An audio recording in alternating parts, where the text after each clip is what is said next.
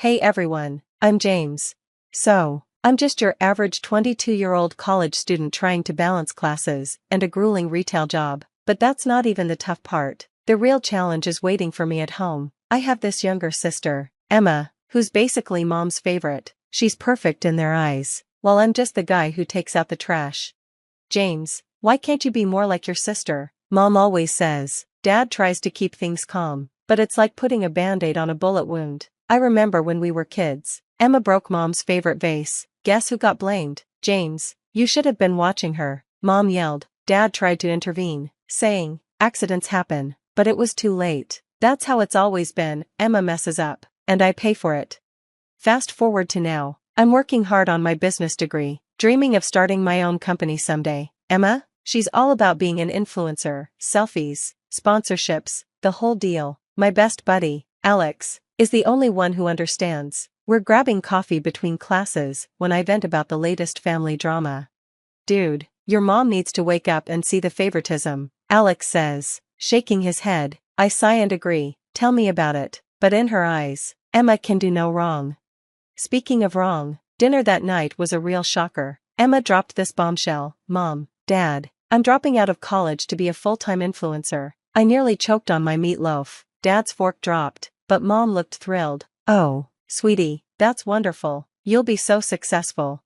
I couldn't help myself. Are you kidding me? She's throwing away her education. Mom shot me a look that could curdle milk. James, don't be jealous. Emma knows what she wants. Dad tried to be the voice of reason. Emma, are you sure about this? A degree is valuable, but Emma kept going on about followers and brand deals. Mom was eating it up, while Dad looked like he'd aged 10 years in 10 minutes. Later that night, I went to the kitchen for a snack and overheard them arguing. She's making a huge mistake, Dad's stressed voice said. You need to support her dreams. Mom shot back. And what about James's dreams? When do they matter? There was a pause, and then Mom's voice, icy cold, said, James will be fine. He always is. I stood in the dark hallway, my appetite gone. Yeah, I'll be fine. I always am. But at what cost? Little did I know, this was just the beginning. The real storm was about to hit, and when it did, everything would change. Finals week was brutal. I'd been pulling all-nighters, drinking coffee like it was air, but the real headache awaited me at home. Emma's influencer dreams weren't exactly taking off. Every day brought a new crisis. Mom, I need a new ring light. My content is suffering, and Mom would do whatever it took to make it happen. Meanwhile, I was scraping together money for textbooks. One night, I was cramming for my economics final when Mom burst in. James, when are you going to get serious about your future? She demanded. I looked up, confused. What do you mean? I'm studying right now, she scoffed. I mean a real career, like Emma's. I can't believe what I'm hearing. Emma's posting selfies, and you're getting a degree. Don't be jealous of your sister's ambition, she added before I could respond. Then Emma stormed in. James, where's my blue sweater? I know you took it. I didn't touch your stuff, I said, but she was already tearing through my closet. I grabbed her arm and said, get out of my room. Mom jumped in, pushing us apart. James, how dare you manhandle your sister? It turned into chaos with everyone yelling, and then, suddenly, Dad was there, clutching his chest. The next few hours were a blur, hospital corridors, beeping machines, and words like stress-induced and warning signs floated around. With Dad in the hospital, things at home went from bad to worse. It felt like the last thread holding us together had snapped. A few days later, after a grueling exam, I dragged myself home, just wanting to collapse into bed, but when I opened my door, I froze. My room was empty, well, not empty, but all my stuff was gone, replaced by ring lights, a backdrop, and a bunch of tech I didn't recognize.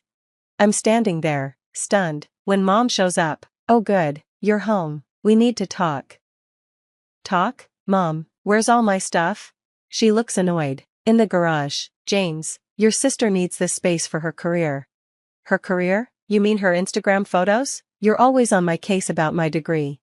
Don't be dramatic. Emma needs our support right now. Her career is at a critical stage. I laugh, but there's no humor in it. Mom, wake up. She's not a celebrity, she's just a kid with a phone. Emma chooses this moment to appear, smirking. Thanks for the upgrade, Mom. This lighting is perfect. Perfect. Something inside me snaps. You've got to be kidding me. I'm working my butt off in school. and you're kicking me out for her Instagram photos? Mom's face turns hard. That's enough, James. If you can't support this family and your sister's dreams, maybe you should find somewhere else to live. The words hit me like a punch. I look from Mom's stern face to Emma's smug one and suddenly can't breathe. Fine, I manage to choke out. I'm out of here. I grab what I can carry and storm out, dialing my phone as I go. Alex, hey man, I need a huge favor. Can I crash at your place for a bit? While I wait for Alex to pick me up, sitting on the curb with the remnants of my life, reality starts to sink in. My own mother just kicked me out for an Instagram account. I always knew I wasn't the favorite, but this was a whole new level of betrayal. As Alex's car pulls up, I make a silent promise to myself. I'm done being the family's punching bag. It's time to start looking out for number one. The next few weeks were tough. Sleeping on Alex's couch, I was juggling classes, my job, and trying to find a place I could afford. Sleep became a luxury I couldn't afford. Dude, you look like death warmed over, Alex said one morning. I groaned, chugging my third coffee. Yeah, well, homelessness will do that to you. Strangely enough, my grades started improving. Maybe it was spite, or maybe the absence of Mom's constant criticism actually helped. Either way, I landed an internship at a local tech startup. Meanwhile, Emma's influencer career suddenly took off. Her follower count skyrocketed overnight. That's weird, Alex said, scrolling through her profile. I shrugged. Maybe she bought followers or something. Alex's cousin Jake, who works in digital marketing, overheard us. Mind if I take a look? He asked, grabbing Alex's phone. His eyebrows shot up. Oh yeah, this is definitely bot activity. And these sponsorships, something's fishy. My stomach churned. Part of me wasn't surprised, but still, it was unsettling. That night, my phone rang. It was Dad. James, son, I'm sorry about everything. Your mother, he trailed off. I cut him off. It's fine, Dad, how are you feeling? He sighed. Not great, James, your mother and I are talking about separation. The news hit me hard. Dad, I'm so sorry, it's not your fault. I just feel powerless to change any of this, he said. After we hung up, I couldn't shake the feeling that Emma's fraud was doing more damage than just to her followers. It was tearing our family apart. The next day, I called Jake over to Alex's place. So, hypothetically, I started, if someone wanted to expose influencer fraud, how would they do it? Jake's eyes lit up. Oh man, where do I start? There are ways to track bot activity and cross-reference sponsored posts with FTC guidelines. As Jake explained, a plan started forming in my mind. I could gather evidence anonymously, tip off sponsors and followers, and Emma would be exposed, but not directly by me. I don't know, man, Alex said when I shared my idea. Isn't this going too far? I hesitated. Was it too much? But then I thought about Dad in the hospital, Mom kicking me out, and our family falling apart. No, I said finally, she needs to face real consequences for once. We spent the next week gathering evidence, fake purchases, inflated engagement numbers, undisclosed sponsorships. Emma's entire career was built on lies. I compiled everything into an anonymous email ready to send to her top sponsors. I paused, wondering if I was really ready for the fallout. But then I remembered Mom's words. If you can't support this family and your sister's dreams, maybe you should find somewhere else to live. Well, Mom, I thought, clicking send, I found somewhere else to live, and now I'm living my own dreams. As the email whooshed away, I felt a mix of dread and relief. The die was cast. Now we waited for the house of cards to fall. It didn't take long. Within days of sending those anonymous tips, Emma's carefully crafted world began to crumble. I was grabbing coffee with Alex when his phone buzzed. Dude, check this out, he said, sliding the phone over. On the screen was Emma's latest post, flooded with comments calling her out. Sponsors were publicly cutting ties left and right. Guess your plan worked, Alex muttered, looking uncomfortable. I felt a twinge of guilt but pushed it aside. She did this to herself.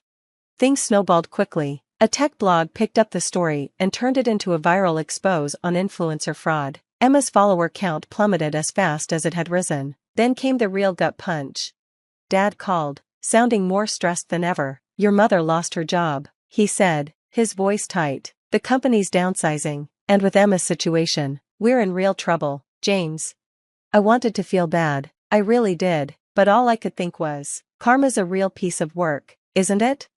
A week later, my phone rang. It was Mom. I almost didn't answer, but curiosity got the better of me. James, honey, I know things have been difficult, but we need your help, please. I couldn't believe what I was hearing. My help? Now you need my help? We're facing eviction. James, your internship, surely you could spare something. That was the last straw. Are you kidding me? You kicked me out and now you want my money? James, please, we're family, Mom said. I laughed, but there was no humor in it. Family? When you gave away my room? When you always took Emma's side? I don't understand why you're being so cruel. I cut her off. I know about Emma's fraud. Mom, the bots, the fake sponsorships, all of it. The silence on the other end was deafening. You did this? Her voice was barely a whisper. No, Mom, Emma did this. You did this. I just stopped covering for you. I hung up, my hands shaking. It was done. No turning back now. The next few weeks were a blur. Dad finally left, unable to handle the toxic environment anymore. He crashed on my couch for a bit before finding his own place. Emma was blacklisted from every major social platform and couldn't even land a job at the local mall. Her reputation was ruined. Meanwhile, I threw myself into my internship. The irony wasn't lost on me. After all those years of Mom criticizing my lack of ambition, I was the one with a stable future now. One day, my boss called me into his office. I braced for bad news, but instead he said, James, we'd like to offer you a full-time position after graduation. Your work has been exceptional. I couldn't believe it. All the struggle, all the doubt, it was finally paying off. As I packed up my tiny apartment and prepared to move to the big city for my new job, I reflected on everything that had happened. I'd lost my family, but I'd found my strength. I'd been betrayed, but I'd learned the value of real friendship and integrity. Alex helped me load the last box into my car. You sure about this, man? Cutting ties completely? I nodded. Yeah, I'm sure. Think of the unopened messages from Mom, the social media posts from Emma playing the victim. It's time for a fresh start. As I drove away, watching my hometown shrink in the rearview mirror, I felt a weight lift off my shoulders. The road ahead was uncertain, but for the first time in my life, it was mine to choose. Family isn't always blood, I realized. Sometimes it's the people who stand by you when everyone else walks away, and sometimes, the best family is the one you build for yourself. That's the end of James's journey from family scapegoat to self-made success. Now, here's a thought-provoking question for you. Was James justified in exposing Emma's fraudulent practices? Or did he go too far in seeking revenge against his family? Where's the line between justice and vindictiveness when dealing with toxic family members? Share your thoughts in the comments below. Your perspective could help others grappling with difficult family situations. If this story resonated with you, don't forget to hit that like button and subscribe for more complex family dramas and moral dilemmas. Your support keeps these thought-provoking stories coming. Thanks for watching, and we'll see you in the next video. My sister set my wedding dress on fire an hour before I walked down the aisle screaming, he was supposed to marry me. I didn't flinch. I hit play on a hidden recording that exposed everything. The crowd turned on her instantly, but the real twist came after she ran. My name is Selena Brooks, and if someone had told me a year ago that my own family would try to destroy my wedding day, I would have laughed and told them they were being dramatic. But the truth? They didn't just try, they came dangerously close. I'm 29, living in Austin, Texas, and working as a tech consultant. I've always been the one who carried the weight for my family. For the past 3 years, I sent my parents and my younger sister, Riley, $2,500 every month. Rent, groceries, phone bills, whatever they needed, I covered it. I didn't complain. I thought that's what family was about. Riley is 26, bright, but incredibly lazy. She's never held a job for more than a couple of months. I kept thinking she'd grow out of it, maybe find her own path. But deep down, I knew she was just comfortable leeching off me. I'd be lying if I said I didn't enjoy being the successful one. I worked hard for everything I had, long hours, certifications, missed vacations. I earned it. And I never expected thanks, but I never expected jealousy either. Not from Riley. Not to this level. Everything started to fall apart when I got engaged to Ethan Ward. He's 32, a venture capitalist from Houston. We met at a tech conference in Dallas, hit it off instantly. Smart, grounded, generous. The kind of man you don't expect to find in a room full of egos. Ethan came from money, yes, but he wasn't arrogant about it. In fact, he loved that I was self-made. Said it reminded him of his mom. The first time I brought him home to meet my family, I saw the change in Riley's face. She didn't smile. She watched. Me, him, his car, his suit, everything. She smiled at Ethan, but it didn't reach her eyes. A week after the visit, she sent me a message. "Are you sure about him?" she wrote. "Guys like him always have a hidden agenda. Just don't say I didn't warn you."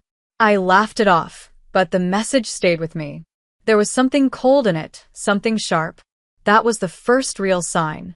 Then came the money, or the lack of it. I told Riley I couldn't continue sending the full amount anymore. "I'm getting married.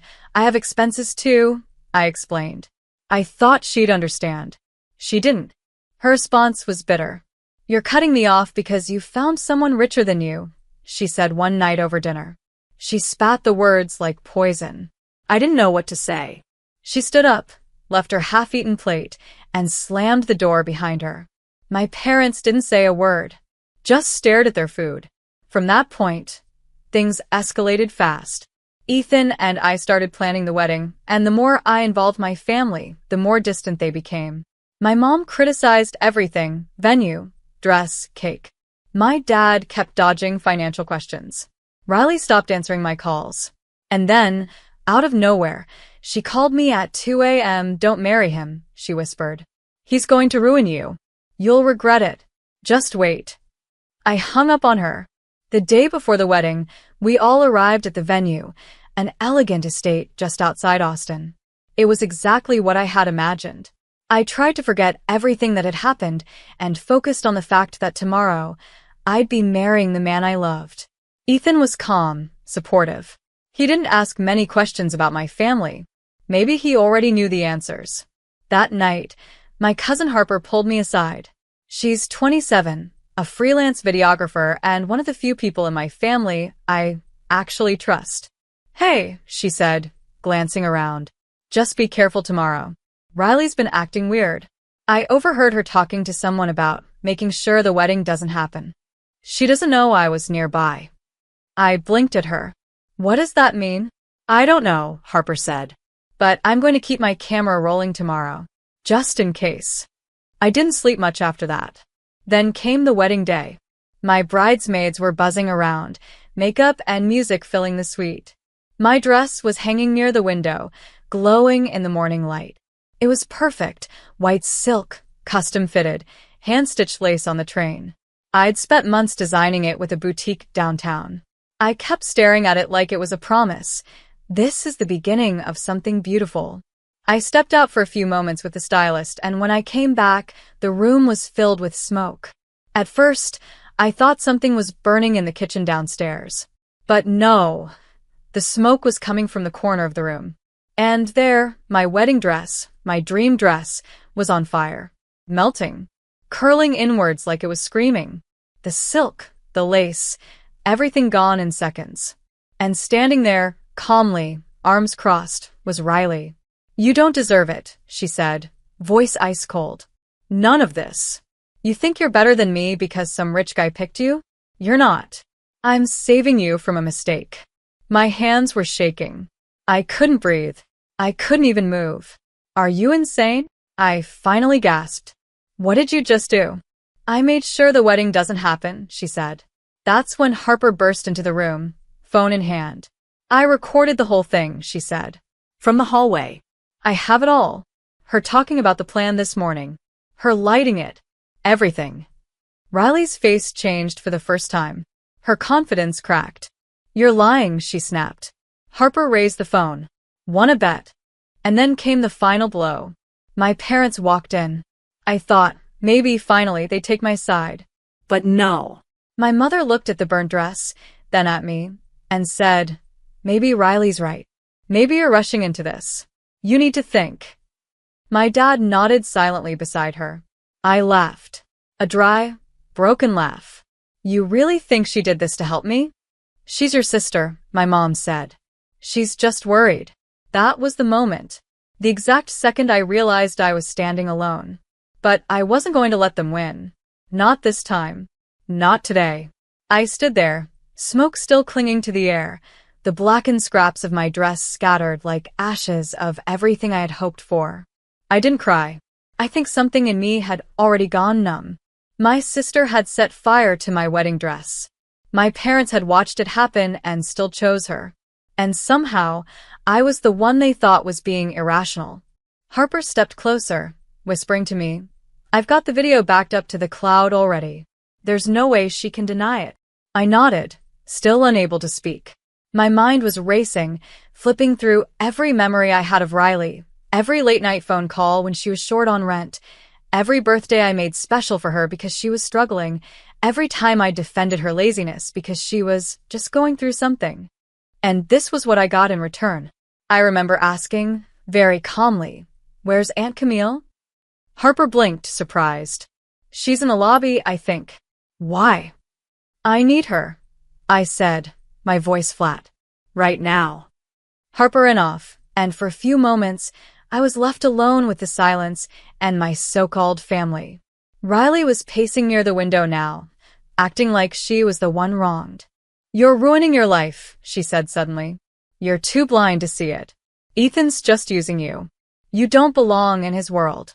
And when he drops you, don't come crying back." I stared at her. "You really believe that, don't you? That I don't deserve happiness?" "You don't deserve more than me," she hissed. Before I could respond, the door opened and in rushed Aunt Camille, followed by Harper. Camille, my dad's older sister, was always the odd one out in the family. A fashion designer who lived between New York and Atlanta, traveled solo, never married, and never once cared about pleasing anyone. She looked at the burnt remains of my dress, then at me. "Tell me what happened," she said, calm as ever. I didn't say a word. Harper handed her the phone and played the video. As Camille watched, something flickered across her face. Not shock, not disbelief, but cold, sharp resolve. When the video ended, she looked over at Riley, who was suddenly very interested in her nails. "I'll handle this," Camille said. "Selena, sit down. Give me 10 minutes. Within minutes, she was on the phone, speaking with someone at a boutique just 10 minutes away. I heard her say words like urgent, VIP, and I don't care what it takes. We need a gown here now. Then she called the venue coordinator and requested steamers, extra hands, and a full cleanup crew to clear the smoke. Meanwhile, Harper stayed by my side like a soldier. My bridesmaids were stunned but loyal, helping clean up the room and fanning the smoke out through open windows. No one knew what to say. The guests were still arriving, waiting, wondering why there was a delay. Then Camille returned. "Selena," she said, "your dress is on its way. You'll be walking down that aisle in 30 minutes. "I can't believe this," I whispered. "How do I even go out there after this?" Camille placed her hands on my shoulders. "Because you are stronger than all of them. And I didn't come all the way to Texas to watch you be torn down by the people who should have lifted you up." That was when I made my decision. "Harper," I said, "hook your phone to the projector in the ceremony space." "You sure?" she asked, eyebrows raised. I nodded. If they're going to talk about what happened, they're going to talk about the truth. 10 minutes later, I walked out in a borrowed gown, a minimalist ivory-sheath dress, fitted like it was made for me. The room gasped as I entered. Not because of the dress, but because the screen behind the altar was lit up with video footage. Riley's voice. Her words. Her plan. And then, the dress catching fire. My mother, stunned. My father, blinking in disbelief. The entire guest list frozen in place, their heads slowly turning toward Riley, who sat in the second row with her mouth slightly open. You could hear a pin drop. I took the microphone from the officiant. "Before we begin," I said, "I want to thank everyone for being here, and for witnessing not just our wedding but the truth. Because love deserves honesty, not sabotage, not jealousy, and not silence." I saw Riley rise from her chair, furious. My parents stood with her, but she stormed out before they could stop her. The guests didn't clap, didn't cheer. They simply stared, stunned and shaken. People shifted in their seats. Some whispered. Some shook their heads. My parents followed Riley out, and I didn't even blink as they disappeared. And then from the back of the aisle, I saw Ethan. He was standing tall, his face unreadable. I didn't know what he would do. Would he be embarrassed? Angry? Would he walk away too? Instead, he walked up to me, took my hand, and said into the mic, "You've been hurt by the people who should have protected you. But I'm here, and I love you for everything you are, and everything they tried to break." The crowd stood. Applause broke out like thunder. We got married that night. Not the way I'd planned. Not with the perfect dress, but with truth, strength, and love. And for the first time in a long time, I felt proud of myself, not for what I gave to others, but for finally standing up for me. But here's the thing about betrayal, it plants a seed. And even if the ceremony was saved, that seed was already growing inside me. Because the people who hurt me weren't strangers. They were blood. And they thought they could burn my future and walk away like nothing happened. They had no idea what was coming next. After the wedding, life didn't slow down. It changed, but not in the way most newlyweds expect. While Ethan and I celebrated our love privately during our short honeymoon in Sedona, part of me couldn't rest. That seed of betrayal kept growing. I couldn't forget the look in Riley's eyes when she torched my dress. I couldn't forget the silence from my parents, their calm agreement with her cruelty. And I couldn't forget how quickly they walked away when the truth came out. I remember lying in bed the second night of our honeymoon, the desert breeze drifting through the open windows, when I turned to Ethan and asked, "Is it wrong that I want revenge?" He didn't flinch. "No," he said, "but let's make sure whatever you do, it ends with peace." He knew me well enough to understand that letting go wasn't something I did easily, not after what they'd done.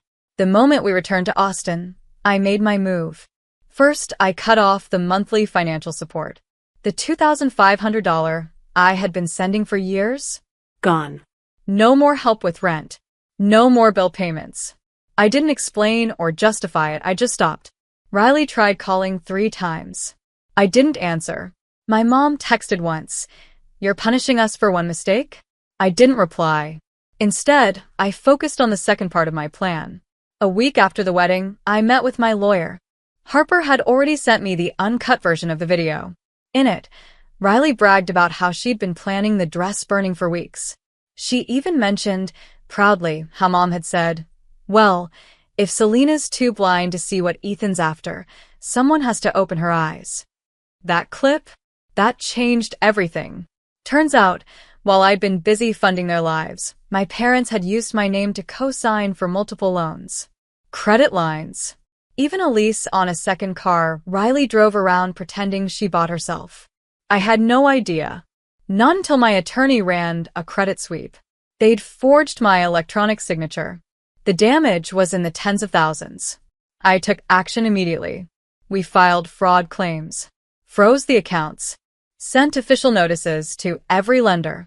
And within 2 weeks, everything they had built using my name came crumbling down. Riley lost her car. My parents' utilities were shut off when they couldn't keep up with the payments. The apartment Riley was staying in, the one technically in my name, was reclaimed. And still, I said nothing to them directly. Meanwhile, Ethan and I were moving forward. I went back to work at the tech firm, and he helped me connect with people who saw our wedding story online. The video of Riley's sabotage had quietly leaked, not by me, but probably by a guest, and it was now making rounds on local news sites under headlines like "Bride Exposes Jealous Sister at Live Wedding." The story picked up traction. Eddie, my old project manager, invited me to speak at a seminar about crisis communication and personal branding.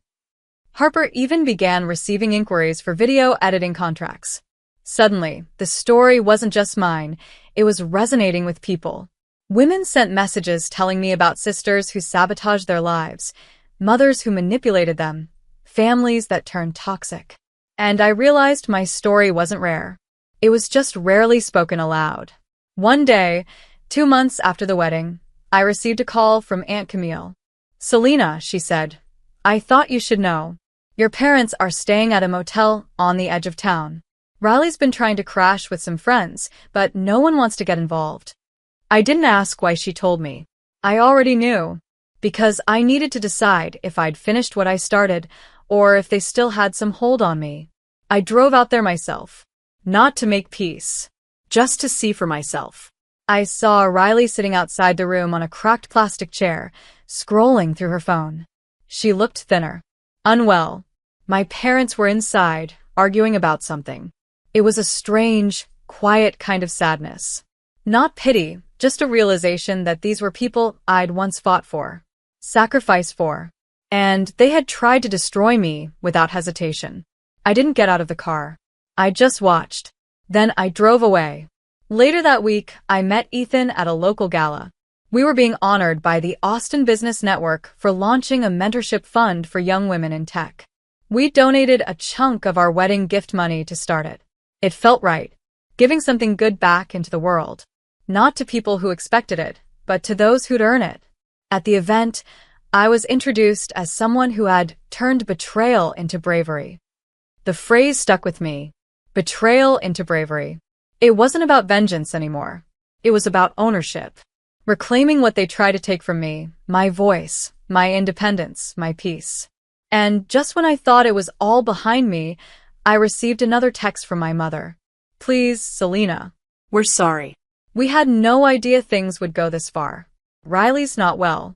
We need your help. I stared at the message for a long time. Then I blocked her number. Because sometimes the most powerful revenge isn't destruction. It's walking away and making sure the door never opens again. 3 months after the wedding, Ethan and I attended the Austin Future Leaders Gala, our first big public event as a married couple. It felt like a full-circle moment, standing there in a deep emerald green gown from Eliza's boutique, the same woman who had rushed to dress to save my ceremony when everything was burning. I remember looking around the room and thinking how different life had become in such a short time. Not because of Ethan, not because of the awards or recognition, but because I had finally chosen myself over people who only loved me when I was useful. The gala was beautiful, string lights, soft music, warm conversations. But what struck me the most was how people looked at me differently now. Not with sympathy or pity, but with respect. Like I had gone through something dark and come out the other side lit up. I wasn't the broken bride with a ruined dress anymore. I was the woman who stood her ground when it mattered. Ethan introduced me during the award presentation, his voice proud but calm. Selena didn't just survive betrayal, he said. She transformed it into something empowering. And that spirit is what we're here to honor tonight. I smiled, but inside, my heart was still healing. Some scars aren't visible. They don't scream. They settle in quietly, reminding you of what you've lost, but also of what you've learned. After the speeches, a young woman approached me near the wine table. She looked nervous, maybe early 20s. Hi, she said, voice barely above a whisper. I just wanted to say your story gave me the courage to leave a really toxic situation. My fiancé and my sister were. She stopped, took a breath. Anyway, thank you. I'm starting my own business now. First time really standing on my own. I hugged her. No big words. Just real connection. That was the moment I realized something important. My story wasn't just revenge. It wasn't just about cutting people off. It was about showing others, especially women, that loyalty shouldn't come at the cost of your sanity. That family is a privilege, not a leash. Later that night, Ethan and I slipped away to the terrace for some air. The city lights shimmered below us, and he held my hand while I leaned against the railing. You're quiet, he said gently. I'm thinking, I replied. About everything. About what comes next. Regret anything? He asked. No, I said. I thought I might. I thought cutting off my parents, exposing Riley. I thought I'd feel guilt. But I don't. I feel clear. Ethan nodded. That's because you didn't act out of hate. You acted out of truth. I smiled because that was exactly it. A few days later, Aunt Camille called again. She always called instead of texting, said it made things feel more real. Selena, thought you should know. Riley's trying to get into a rehab program. Not for drugs, emotional therapy, trauma counseling.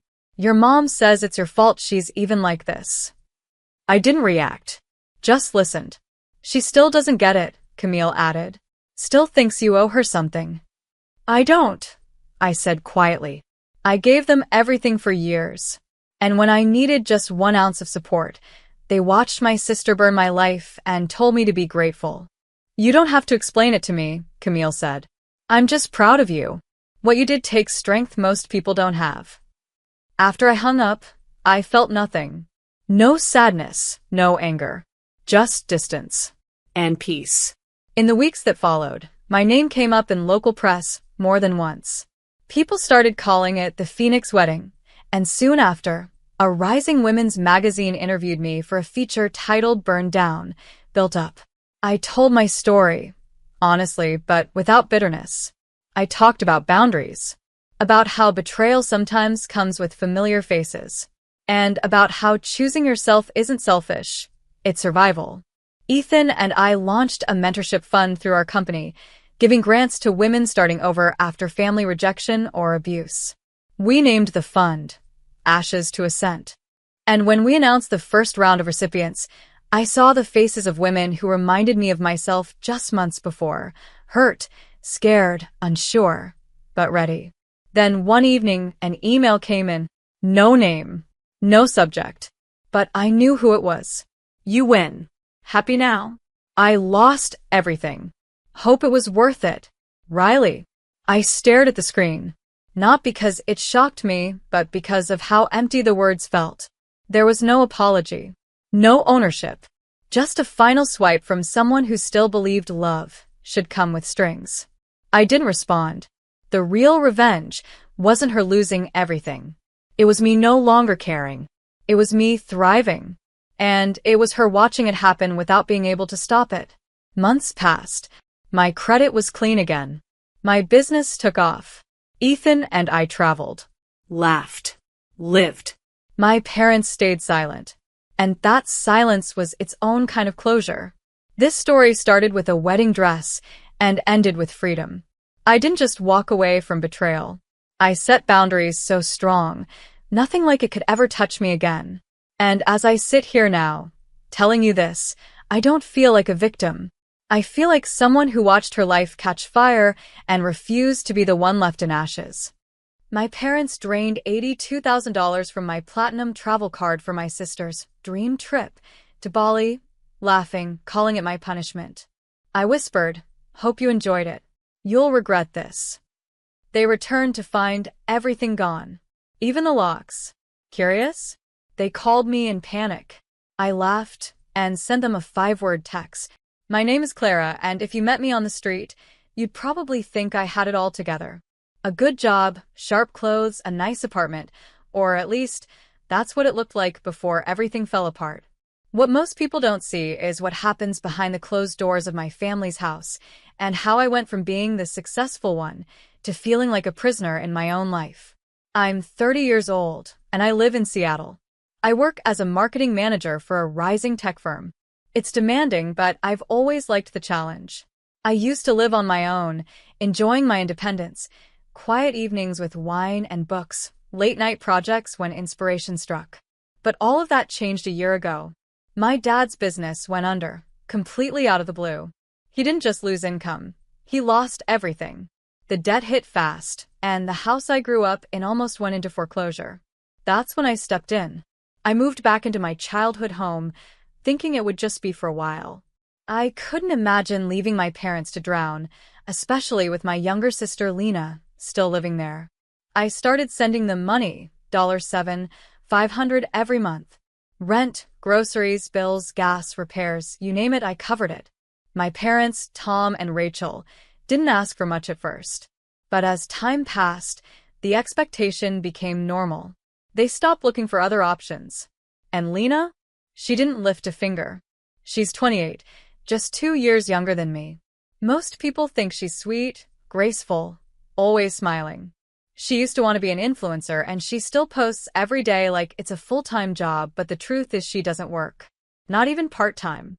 "I'm job hunting," she'd say, lounging on the couch with her phone, scrolling endlessly. One evening, I came home exhausted. I just pulled a 12-hour day at the office, and the first thing I heard when I walked through the door was Lena complaining. We're out of almond milk again, she groaned. Can we do something about the groceries? I want to make my smoothie bowls. I tried to stay calm. I transferred the usual money this week, remember? Maybe we need to adjust the budget. That's when my mom chimed in. Clara, you really should be giving more. Prices have gone up. It's not like you're struggling. I froze. I'm giving over $7,000 a month, Mom. I don't know anyone else doing that. Lena rolled her eyes. That barely covers everything. Maybe if you spent less on yourself. I couldn't believe what I was hearing. I hadn't shopped for myself in months. I hadn't gone out. I'd canceled a vacation I'd been planning for over a year. All to keep the family afloat. But it wasn't just about the money. It was the way my sacrifices were invisible to them. Later that night, I checked our shared online banking account. Something told me to look. And I saw it. Withdrawals labeled cash every other week. Hundreds of dollars disappearing regularly. When I confronted my mom the next morning, she hesitated. Then, without looking at me, she said, "Sometimes I give Lena a little extra. She needs something for herself." I couldn't believe it. You're giving her my money as pocket change? She doesn't even work. She helps around the house, my mom insisted. She's trying. She's not trying, I snapped. She's manipulating you. That argument ended with silence. The kind of silence that's heavier than shouting. I started to feel trapped. Like I was paying to be disrespected in my own home. I suggested we move to Austin, where Nana Rosa, my grandmother, runs a successful bakery. She'd offered before room, food, and work for anyone willing to put in the effort. But my mom shut it down immediately. You know how she is. Always strict, always judging. She just works hard, I said. And expects the same. Maybe we need that. My dad, who rarely picked sides, surprised me by siding with her. We're not running to Rosa every time things get hard. We're not beggars. The conversation ended there. Then something strange happened. One weekend, Lena was gone. I figured she went to hang out with friends or maybe on one of her fake interviews. But she didn't come back the next day. Or the next. I asked Mom about it and she casually said, "Oh, she's in San Diego. She won a trip." A trip? I repeated. How? She entered some contest online. She's lucky that way, Mom smiled. But something didn't feel right. And that gut feeling turned into dread when I got a call at work. My credit card company flagged my account. In 5 days, $18,000 had been spent. I barely used that card, only for emergencies. My hands trembled as I checked the transactions. Restaurants, spas, designer stores, Uber rides. All in San Diego. I knew it instantly. It was Lena. I called her. She answered like nothing was wrong. "Hey sis. Thought you'd call earlier. Don't worry, I'll bring you a souvenir." "You've been using my card?" I said, barely containing my anger. Relax. It was going to expire anyway. I thought I'd give it one last ride. One last, Lena, that's theft. Oh, come on. We're family. Don't be so uptight. She laughed. She actually laughed. I hung up on her. That night, I canceled the card. And the next morning, all hell broke loose. Mom stormed into the kitchen. "Why would you do that? Lena's stranded out there now. She can't eat, can't shop, nothing." "I didn't give her permission," I said.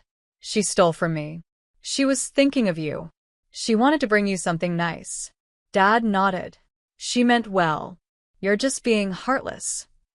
I stared at them, stunned. My own parents were defending her, but they didn't know what was coming next. That was the moment I decided. Enough was enough. They thought I was just the wallet. They didn't know what I'd really been preparing behind the scenes. They'd find out soon. Very soon. After that phone call, something inside me cracked wide open. I wasn't just angry, I was done. I realized I had spent so long trying to keep my family afloat that I hadn't noticed they were dragging me under. That night, I stayed up until almost 3 a.m., staring at my laptop screen, running numbers, making calls, and piecing together what I needed to do next. What they didn't know was that the house we all lived in, yes, the one they kept calling Dad's house, was legally in my name. A few years back, when my dad's business was struggling and the property taxes weren't getting paid, I offered to help. But not without conditions. I made him sign over the deed. At the time, he was so desperate that he agreed without question. I had kept that quiet.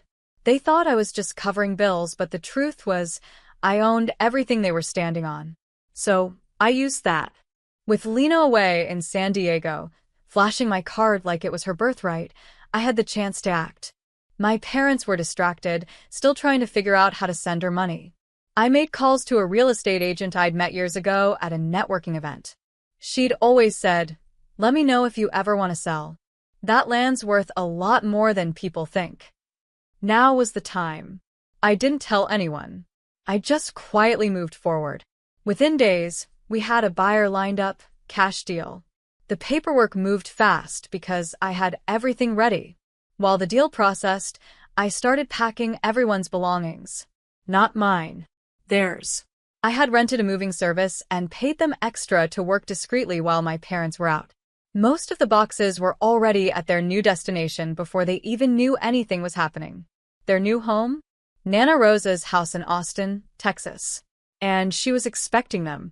I still remember the moment I gave them the news. They had just returned from picking up Lena from the airport. Yes, she came back furious, broke, and complaining that no one had rescued her. As they walked through the door, I sat calmly at the dining table, a cup of tea in hand. "Clara," Dad said, "we need to talk about what you did to the credit card." Lena was left humiliated. "I know," I said. "That's why I fixed it." They looked at each other. "What do you mean?" "I mean I handled everything," I replied, setting my mug down. "I've sold the house. The new owners will be here in 2 weeks. Your belongings have been sent to Nana Rosa's. She'll be picking you up next weekend." The silence was immediate, like the air had been sucked out of the room. Then Mom's voice shot through the tension. "You what?" Lena was frozen. "You're joking." "No joke," I said. "I sold the house. You're all moving in with Nana. She's thrilled." "This house belongs to your father," Mom screamed. "You can't just—" "It doesn't," I interrupted. "You remember the tax trouble? The foreclosure notice? The day I paid everything off to save this place." I pulled the signed deed from my bag and dropped it on the table. "That's when it became mine. You both signed it over. I just waited for the right time." Dad looked like he'd been slapped. "You tricked us." "No," I said coldly. "I saved you. You just never noticed." That was the first time I saw fear in Lena's eyes. Maybe it was the realization that this wasn't one of her social media dramas that would blow over with a few tears. Maybe it was the truth sinking in that she was about to face consequences. She tried to argue. "You can't just dump us there. What about our life here? My friends? My network? Your network?" I laughed. "The one you used to rack up $18,000 on my card? You'll be fine. You're not the only one with friends." Mom clutched her purse like I'd just robbed her. "We don't have savings anymore. How are we supposed to live?" "That's the best part," I said. "You'll work. Just like I do. Nana's already lined up jobs for you at her bakery. Real work. Starting at 5 a.m. every day." "You can't be serious," Lena cried.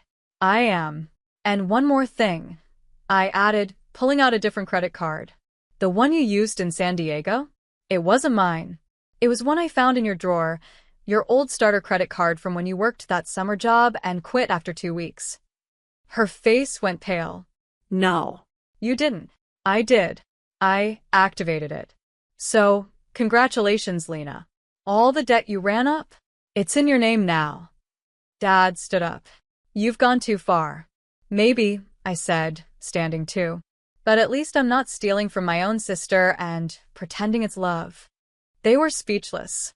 And for once, I didn't feel guilty. I felt free. That night, I watched them pack the last few things, shocked and bitter. I didn't speak much. I had already booked their flight to Austin and confirmed with Rosa that she'd be there waiting. I stayed behind, in the now empty house that no longer felt like home. As I watched the sunset from the front porch, I felt something I hadn't felt in a long time. Control. I had no idea how they'd do once they got to Austin. But I knew one thing. They'd finally face reality. Not because I wished them harm, but because they needed it. Because I needed it. And maybe, just maybe, it would be the beginning of something better for all of us. It's strange how quickly things can shift. One minute, you're the one everyone depends on. The next, you're the villain for making them face their own mess. The day I watched the taxi take my parents and Lena to the airport, I didn't cry. I didn't feel relief either, not yet. Just emptiness. Like I'd just closed a long, painful chapter, but didn't know how to start the next one. The house sale closed smoothly. I handed over the keys to the new owner, a young couple excited to start their life there.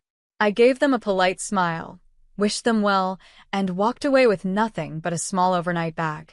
I wasn't planning to stay in Seattle much longer. Not in that neighborhood. Not surrounded by memories of what had turned into resentment and exhaustion. I checked into a short-term rental in the city while I looked for my own place. For the first time in years, I didn't have to send a transfer every first of the month.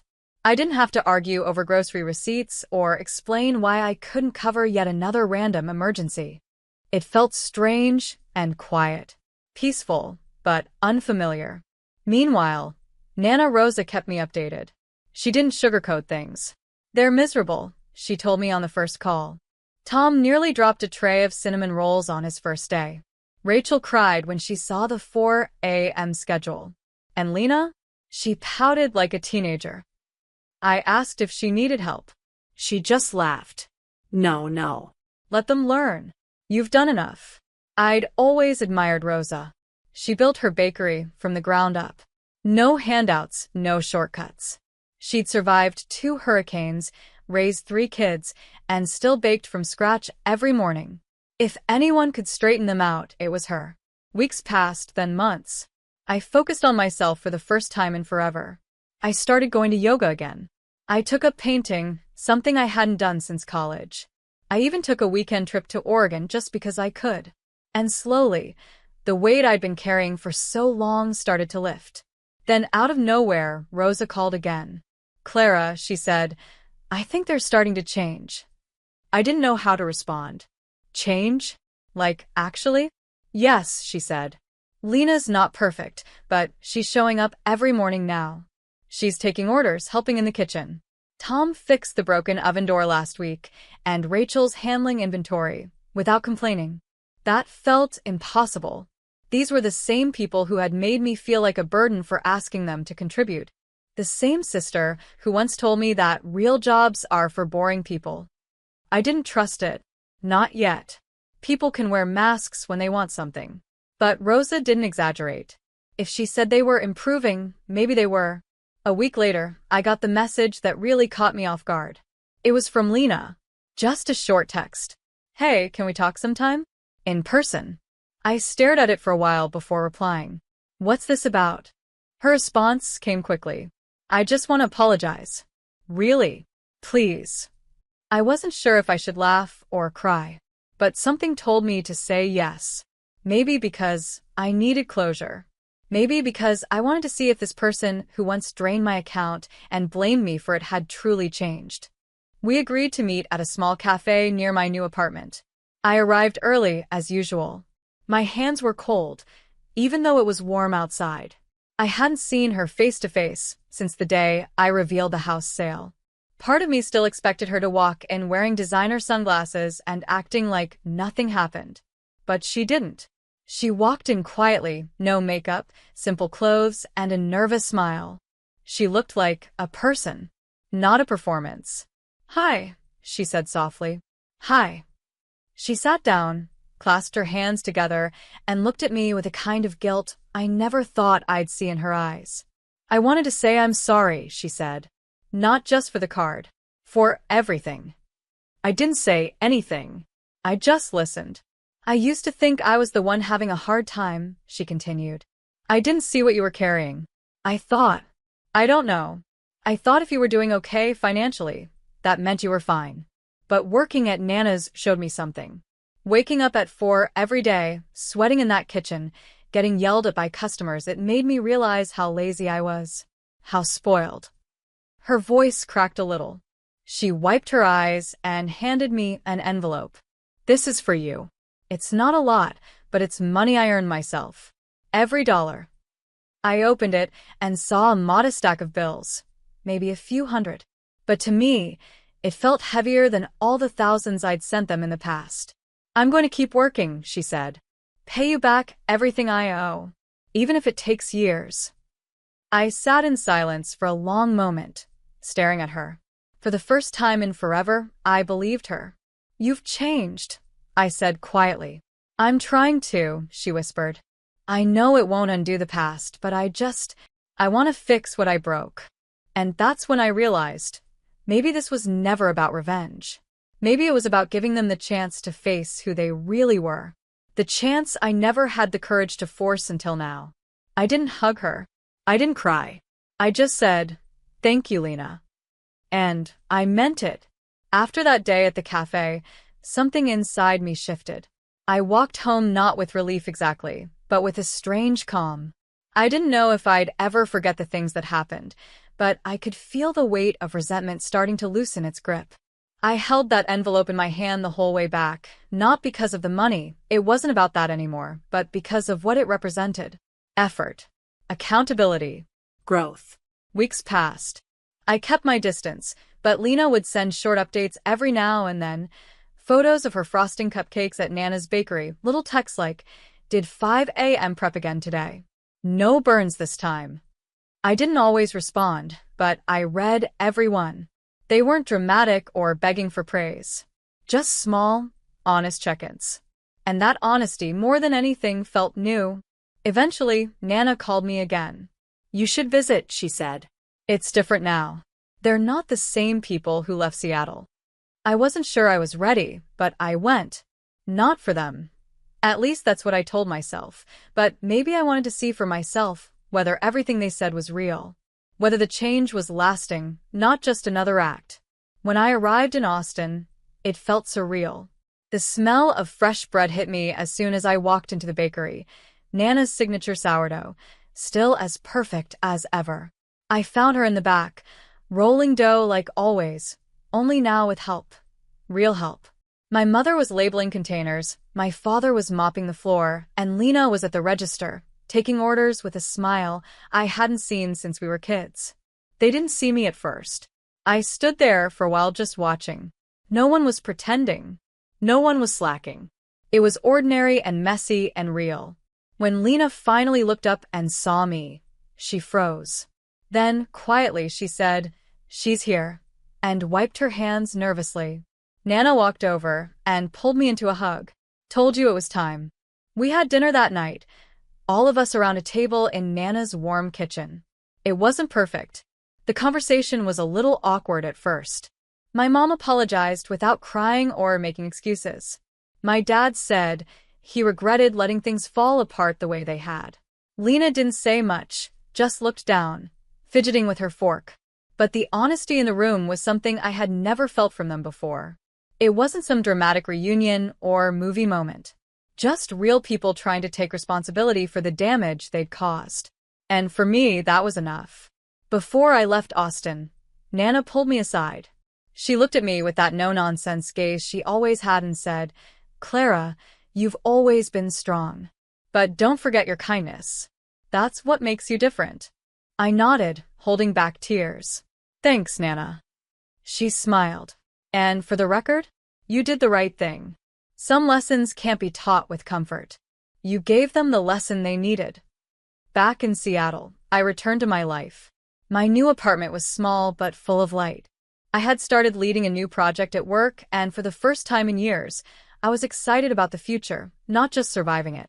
I had space, clarity, and most importantly, peace. Every now and then, I'd get calls from Nana with updates on how things were going. Lena was now managing the front of the bakery.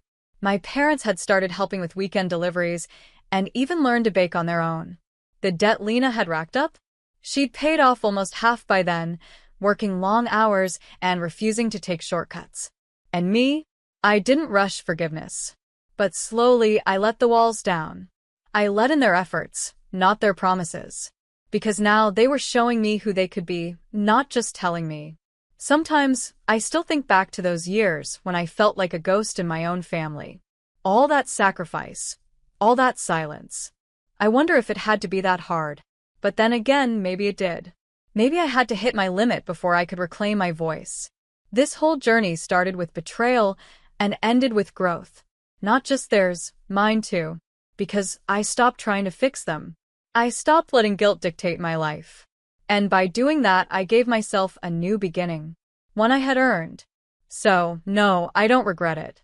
I don't regret the revenge, the sale, or the silence. Because all of it brought us to this point. A point where love doesn't look like sacrifice. It looks like effort, honesty, and change. And for the first time, I finally feel like that's enough.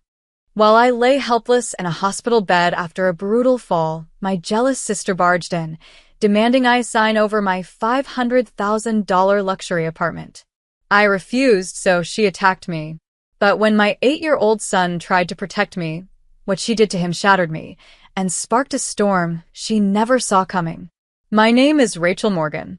I'm 38 years old, a graphic designer living in downtown Chicago. I've always been someone who tried to do the right thing. I worked hard, stayed kind, and helped the people I loved, sometimes more than I should have. I live with my husband, Jason, and our son, Eli. He's 8, and he's my whole world. We live in a high-rise apartment that I worked years to make feel like home. At one point, I thought life was pretty close to perfect.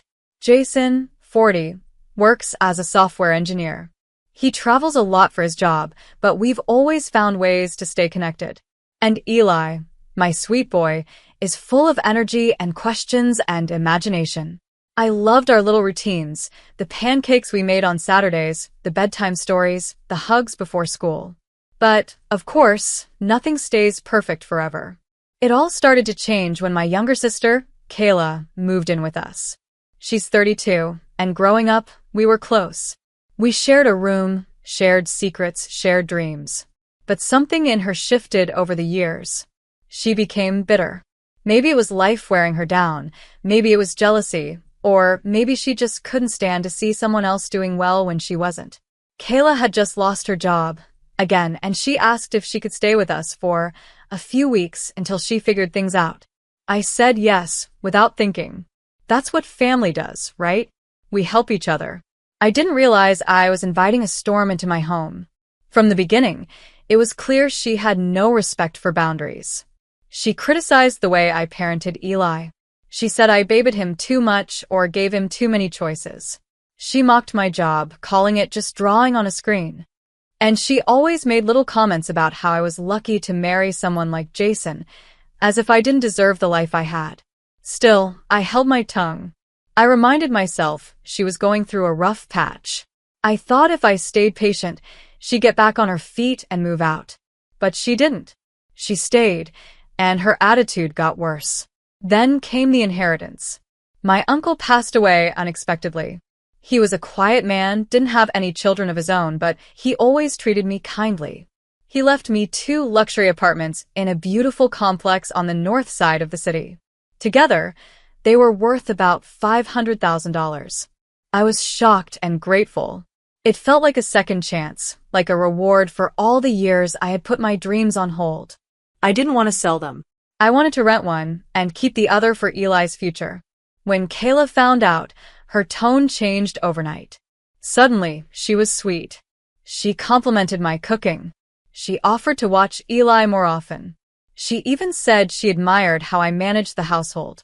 It was so fake, it made my skin crawl. And sure enough, one evening, she brought it up. "Rach," she said, sitting on the couch next to me, "have you thought about what you're going to do with those apartments?" I didn't answer right away. I could already feel where this was going. "I'm going to manage them myself," I said finally. "I've already talked to a realtor about renting one out." She smiled, tight and cold. "That's a lot of responsibility. You've got enough on your plate. I could help you manage them, even handle the paperwork. Maybe even move into one."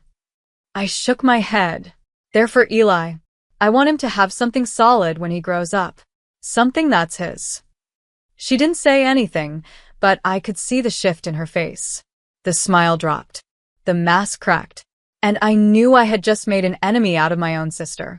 Jason had been home that week, but the next morning he told me he was flying out to Seattle for a 3-week project. It was a big deal for him, good money, an important client. I smiled, wished him well, and told him we'd be fine. Inside, I was nervous. With Jason gone, it would just be me, Eli, and Kayla. And Kayla had already started giving me the silent treatment, her favorite form of punishment. I tried not to let it get to me. I had my son, my work, and the apartments to focus on. But then the worst happened. A week after Jason left, I went to pick up Eli from school. It had been raining, and the steps near the back entrance were slick. I didn't notice the crack in the concrete. My heel caught, my foot slipped, and I went down hard. The pain hit instantly, sharp, blinding. I couldn't move. A teacher ran over, shouting for help. My vision blurred. I remember Eli running toward me, his face terrified, and then everything went black. I woke up in a hospital bed. Both of my legs were fractured. I had a sprain in my lower spine and deep bruising along my ribs. The doctors said I'd need to stay for at least 2 weeks, maybe longer. I couldn't walk. I couldn't sit up properly.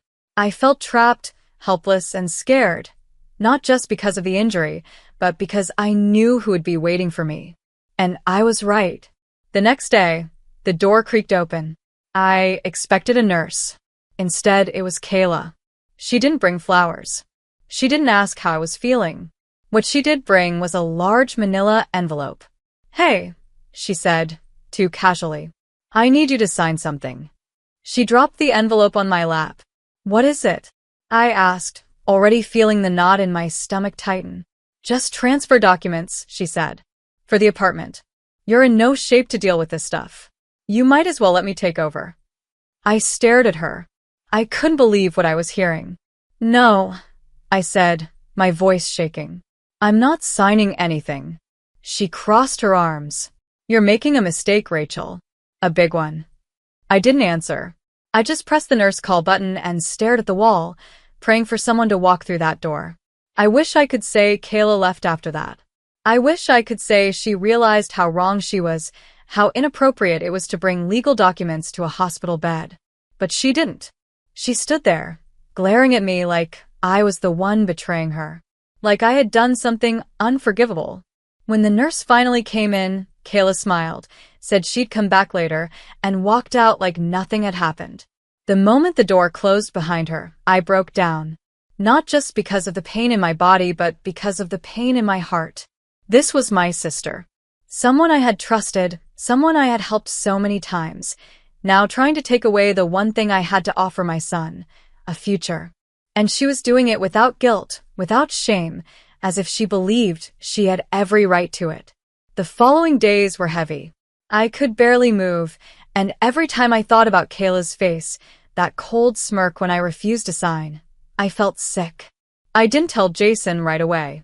He was working long hours, and I didn't want to distract him or worry him until I had more information. A part of me was still hoping this would all blow over. But I should have known better. Kayla kept coming back. Sometimes she brought snacks for Eli or acted like she cared about how I was healing. But it was always followed by another push, another question. "Have you thought about the documents?" "Rach, you don't want to drag this out, do you? You need someone strong to take over now. You can't even get to the bathroom without help." I refused to answer most of the time. But inside, I was panicking. I felt stuck in that bed, literally and emotionally. She had all the freedom to move, to manipulate, to plot, and I had nothing. Just fear and pain and Eli. He was the only thing that kept me sane. My sweet boy visited me every evening after school, bringing his coloring books and little stories from his day. He didn't know the full truth, but he could sense something was off. Kids always do. "Mom, why is Aunt Kayla so angry all the time?" he asked one day. I smiled weakly. "She's just confused, honey. Some people don't know how to show love the right way." He frowned. "I don't like it when she talks to you like that. It's not fair." I held his hand and nodded. "I know, but you don't have to worry. I'm okay." That was a lie. I wasn't okay, and things were about to get worse. It was 5 days after the accident. I was alone in the room, reading messages from Jason, when Kayla came in again. She didn't knock. She looked impatient, like she was already in the middle of a fight I hadn't started. "I'm done being polite," she snapped, walking over to the bed. "You're going to sign those papers." I didn't respond. I put my phone down and stared at her. She leaned in closer, her voice low and sharp. "You're weak, Rachel. You're laying here in this bed, useless. You can't even stand up for yourself, let alone raise a kid or manage property. You're wasting those apartments and you know it." I said no, I whispered. My voice wasn't strong, but it was firm. She exploded. In one swift movement, she grabbed the documents from her bag and slammed them down on my lap. "Sign them. I'm not playing games anymore." I reached for the nurse call button, but she slapped my hand away. "I'm your sister, Rachel. I've been patient long enough. You've never deserved the things you have, and you know it. Now give me what's mine." The next few seconds were a blur. She reached down and grabbed my injured leg, my broken leg, and shoved it hard. I screamed so loudly, I barely recognized my own voice. The pain shot through me like fire. I couldn't breathe. I could see stars. And then I heard Eli. "Stop." I turned my head, barely able to focus, and there he was, my brave, beautiful boy, standing at the door with a juice box in one hand and terror in his eyes. He dropped the box and ran straight to me. "Leave her alone. Don't hurt my mom," he shouted. Kayla backed away a little, panic flashing across her face. She tried to cover it with a fake smile, but it was too late. Eli was already pressing the nurse call button over and over again with his tiny fingers, yelling for help. The door burst open seconds later. A nurse and 2 security guards rushed in. One of them stepped between Kayla and the bed immediately, arms outstretched. "What's going on here?" the nurse asked, eyes wide as she looked at my face, then at the papers on the bed. She attacked me," I gasped, tears streaming down my cheeks. "She hurt my leg." "She's lying," Kayla shouted, trying to sound innocent. "It was just a misunderstanding." But the bruises on my leg, the trembling in Eli's voice, and the panic in the room told a different story. The security guards didn't waste time. One of them took Kayla by the arm while the other called the hospital administrator. "You can't do this," she yelled as they led her toward the door. "I'm her family. You assaulted a patient in a hospital bed," one of the guards said flatly. "We've already called the police." Kayla turned to me one last time, her face twisted in rage. "You'll regret this, Rachel. You think Jason's going to believe you? You think you can take everything and shut me out?" I didn't say a word. I just looked at Eli, who had his arms wrapped tightly around my good side, crying into my shoulder. The door closed behind them and the room finally fell silent. I felt like I could breathe again. Not fully, not yet. But for the first time since the fall, I didn't feel completely powerless. I held my son as close as I could and whispered in his ear, "It's over now, baby. She can't hurt us anymore." But deep down, I knew this wasn't truly over. It was just beginning. After Kayla was taken away by the hospital security, everything felt like a fog. Nurses checked my vitals, adjusted my pain medication, and gently cleaned up the mess Kayla had left behind. Papers scattered, my pillow tossed to the side, my leg throbbing worse than before. Eli sat silently beside me, holding my hand so tight I thought he'd never let go. I didn't tell him to stop. I didn't want him to. I knew I had to call Jason.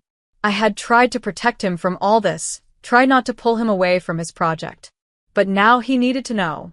I reached for my phone with trembling fingers and called him. It was late in Seattle, and his voice was sleepy when he picked up. "Rachel? Everything okay?" I took a breath, but it came out shaky. "No, Jason. "You need to come home. It's Kayla." There was a long pause. I could hear him sitting up, the rustling of sheets, the silence stretching between us. "What did she do?" "She tried to force me to sign over the apartment. When I said no, she lost it. She hit me, Jason. She hurt my leg." Eli saw everything. He called for help. "She's been arrested." For a moment, he didn't speak. Then I heard the change in his voice. No more sleep, no more confusion. Just anger. I'm booking the first flight back, he said. You're not alone in this anymore. He arrived the next morning, eyes dark with worry and exhaustion. When he walked into the hospital room and saw me in bed, bruised and hooked up to machines, something inside him broke. He sat beside me, reached for my hand, and whispered, I should have never left you with her. I'm so sorry. I just shook my head. She was going to do this no matter what. At least now you know. And he did. I could see it in the way his jaw clenched every time I mentioned her name. The way he stayed close to Eli, watching over him like a shield. The way he listened, really listened, when I told him everything Kayla had done over the last few weeks. It wasn't long before the legal process began. Jason contacted a lawyer, a sharp and fearless woman named Lisa Grant. She came to the hospital the day after Kayla's arrest, holding a thick folder under her arm and a no-nonsense expression on her face. Rachel, she said, I've reviewed the reports, the witness statements, and the hospital footage. You have a strong case. This isn't just family drama. This is assault, coercion, and attempted fraud. If you're ready, we're going to fight this. I nodded, more confident than I had felt in weeks. I want to press full charges. I'm not backing down. Lisa smiled. Good.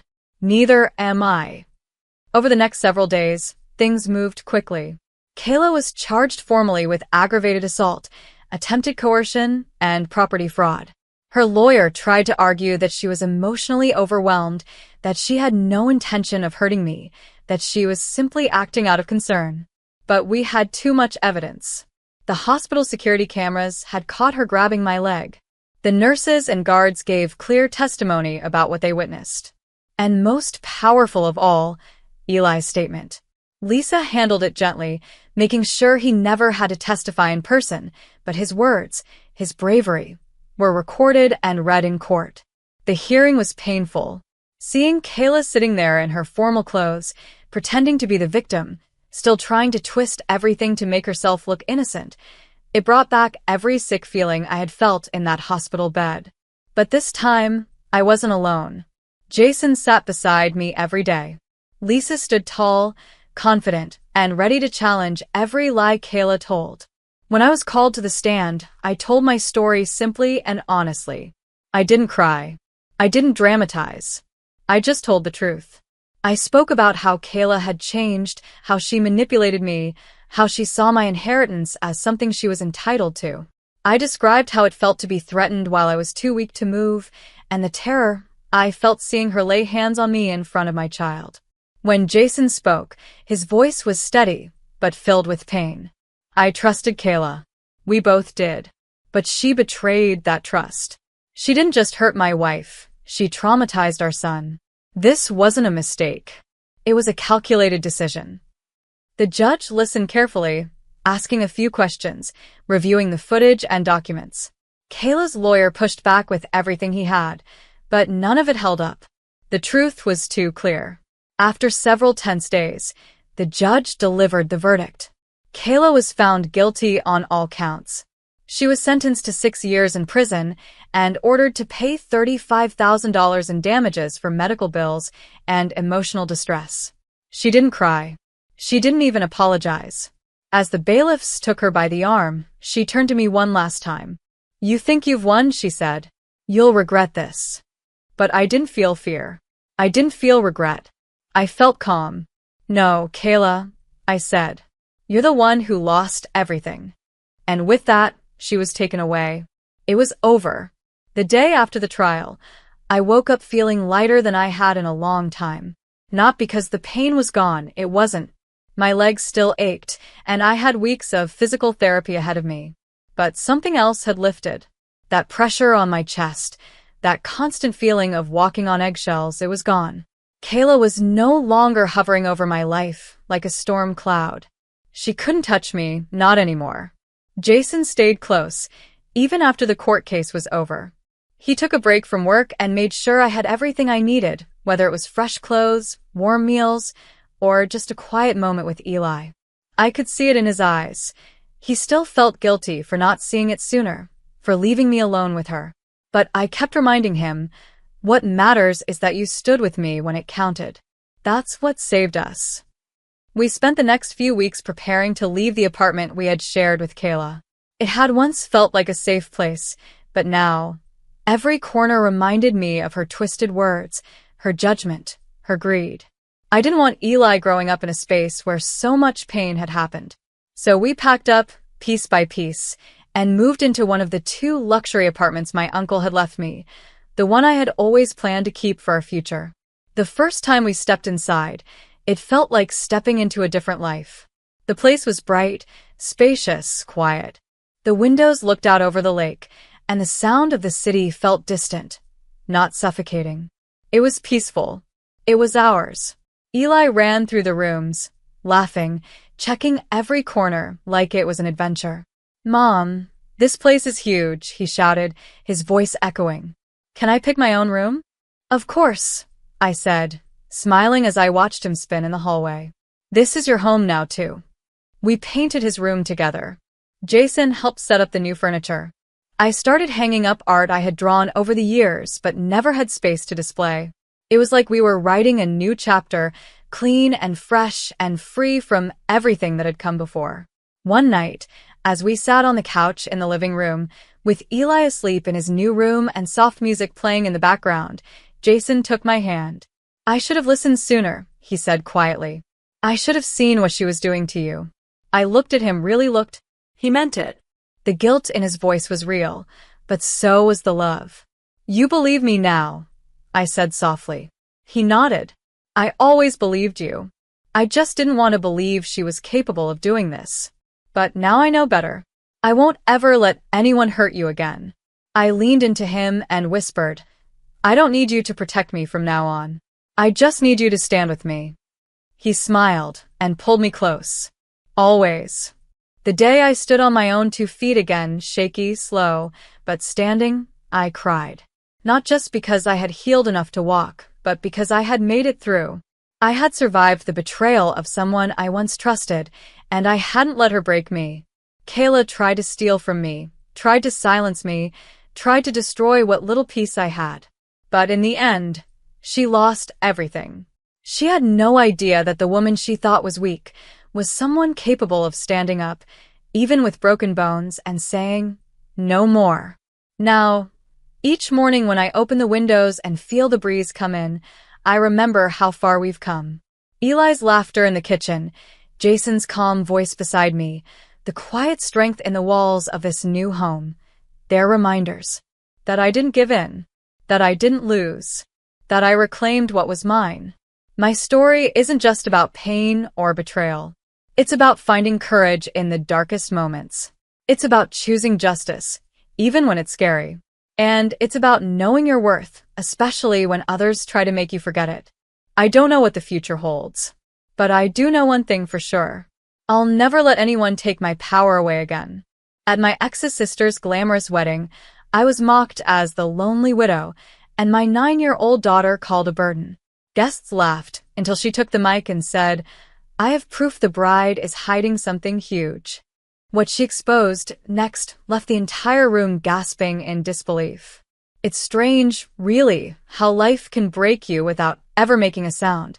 4 years ago, I was married to the kindest man I had ever known, Ethan Dawson. We weren't rich, and we didn't live in some grand house on a hill. But we had love, laughter, and a sweet little girl named Zoe. That was enough for me. Ethan was a music teacher.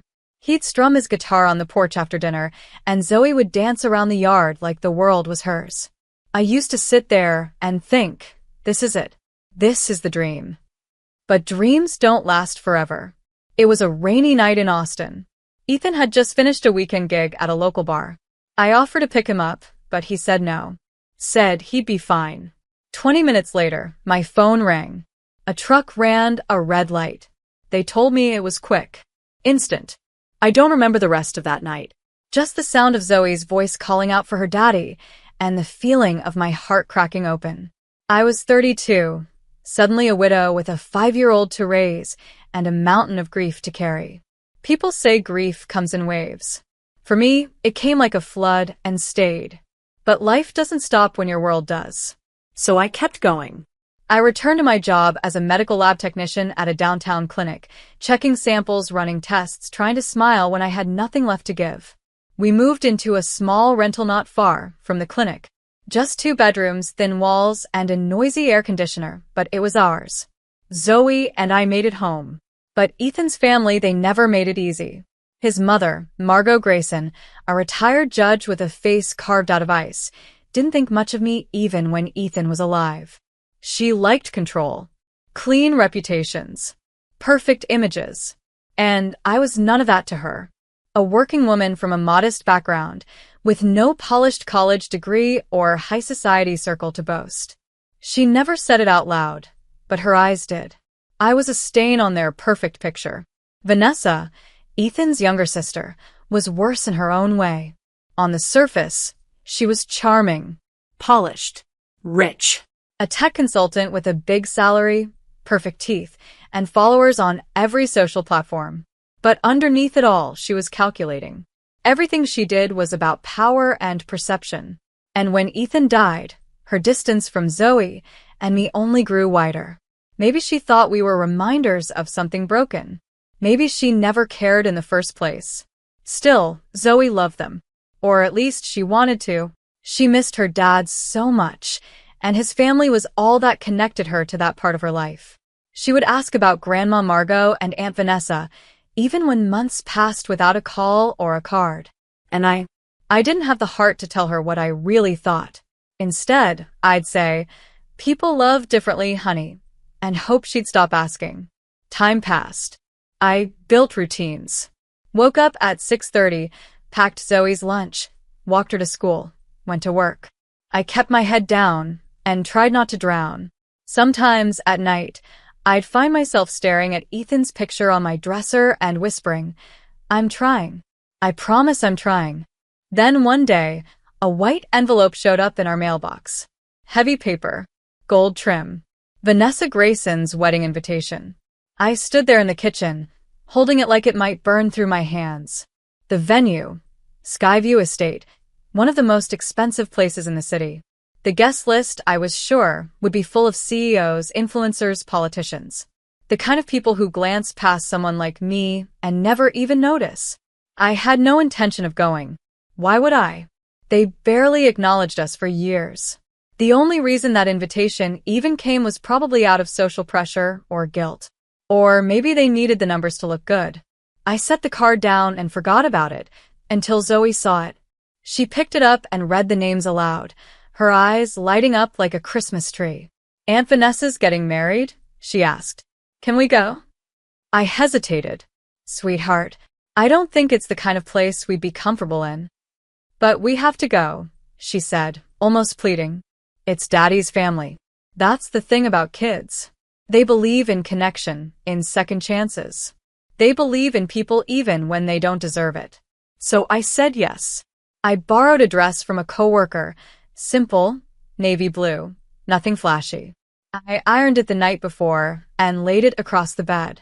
I wanted to look neat, respectful, invisible. I curled Zoe's hair that morning and tied a satin ribbon around her ponytail. She looked like a little star. When we arrived at Skyview, I could already feel my stomach tightening. The estate was unreal, glassy windows, marble floors, a fountain so big it had koi fish swimming in it. People in designer dresses floated across the lawn, laughter rising like music. A woman at the check-in table looked up at me with a painted smile and asked for our names. I told her, and she nodded, scanning the list. "Right this way," she said, handing us 2 elegant place cards. I took one glance and felt the blood drain from my face. Widowed technician. Technician's child. They didn't even bother with our names. My fingers gripped the card tighter. I felt Zoe's small hand slide into mine. I looked down, and she was staring at the words too, her brows slowly furrowing. "Mom, why does it say that?" I wanted to leave. Right then, right there. Turn around and never look back. But Zoe looked up at me with those wide, innocent eyes. She didn't say anything, but her hand didn't let go. So I smiled. "Just a mistake," I lied. "Let's go find our table." But in my heart, I knew it wasn't a mistake. It was a message. They wanted me to know exactly how they saw us. And I had no idea that this day, this perfect, golden wedding was about to blow apart at the seams. We found our table at the far end of the hall, close to the kitchen doors, far from the main stage. I sat down, smoothing the wrinkles in my borrowed dress while trying to slow the pounding in my chest. Zoe stayed quiet beside me, twirling the ribbon in her hair. She didn't ask any more questions, but I knew she was thinking about those name cards.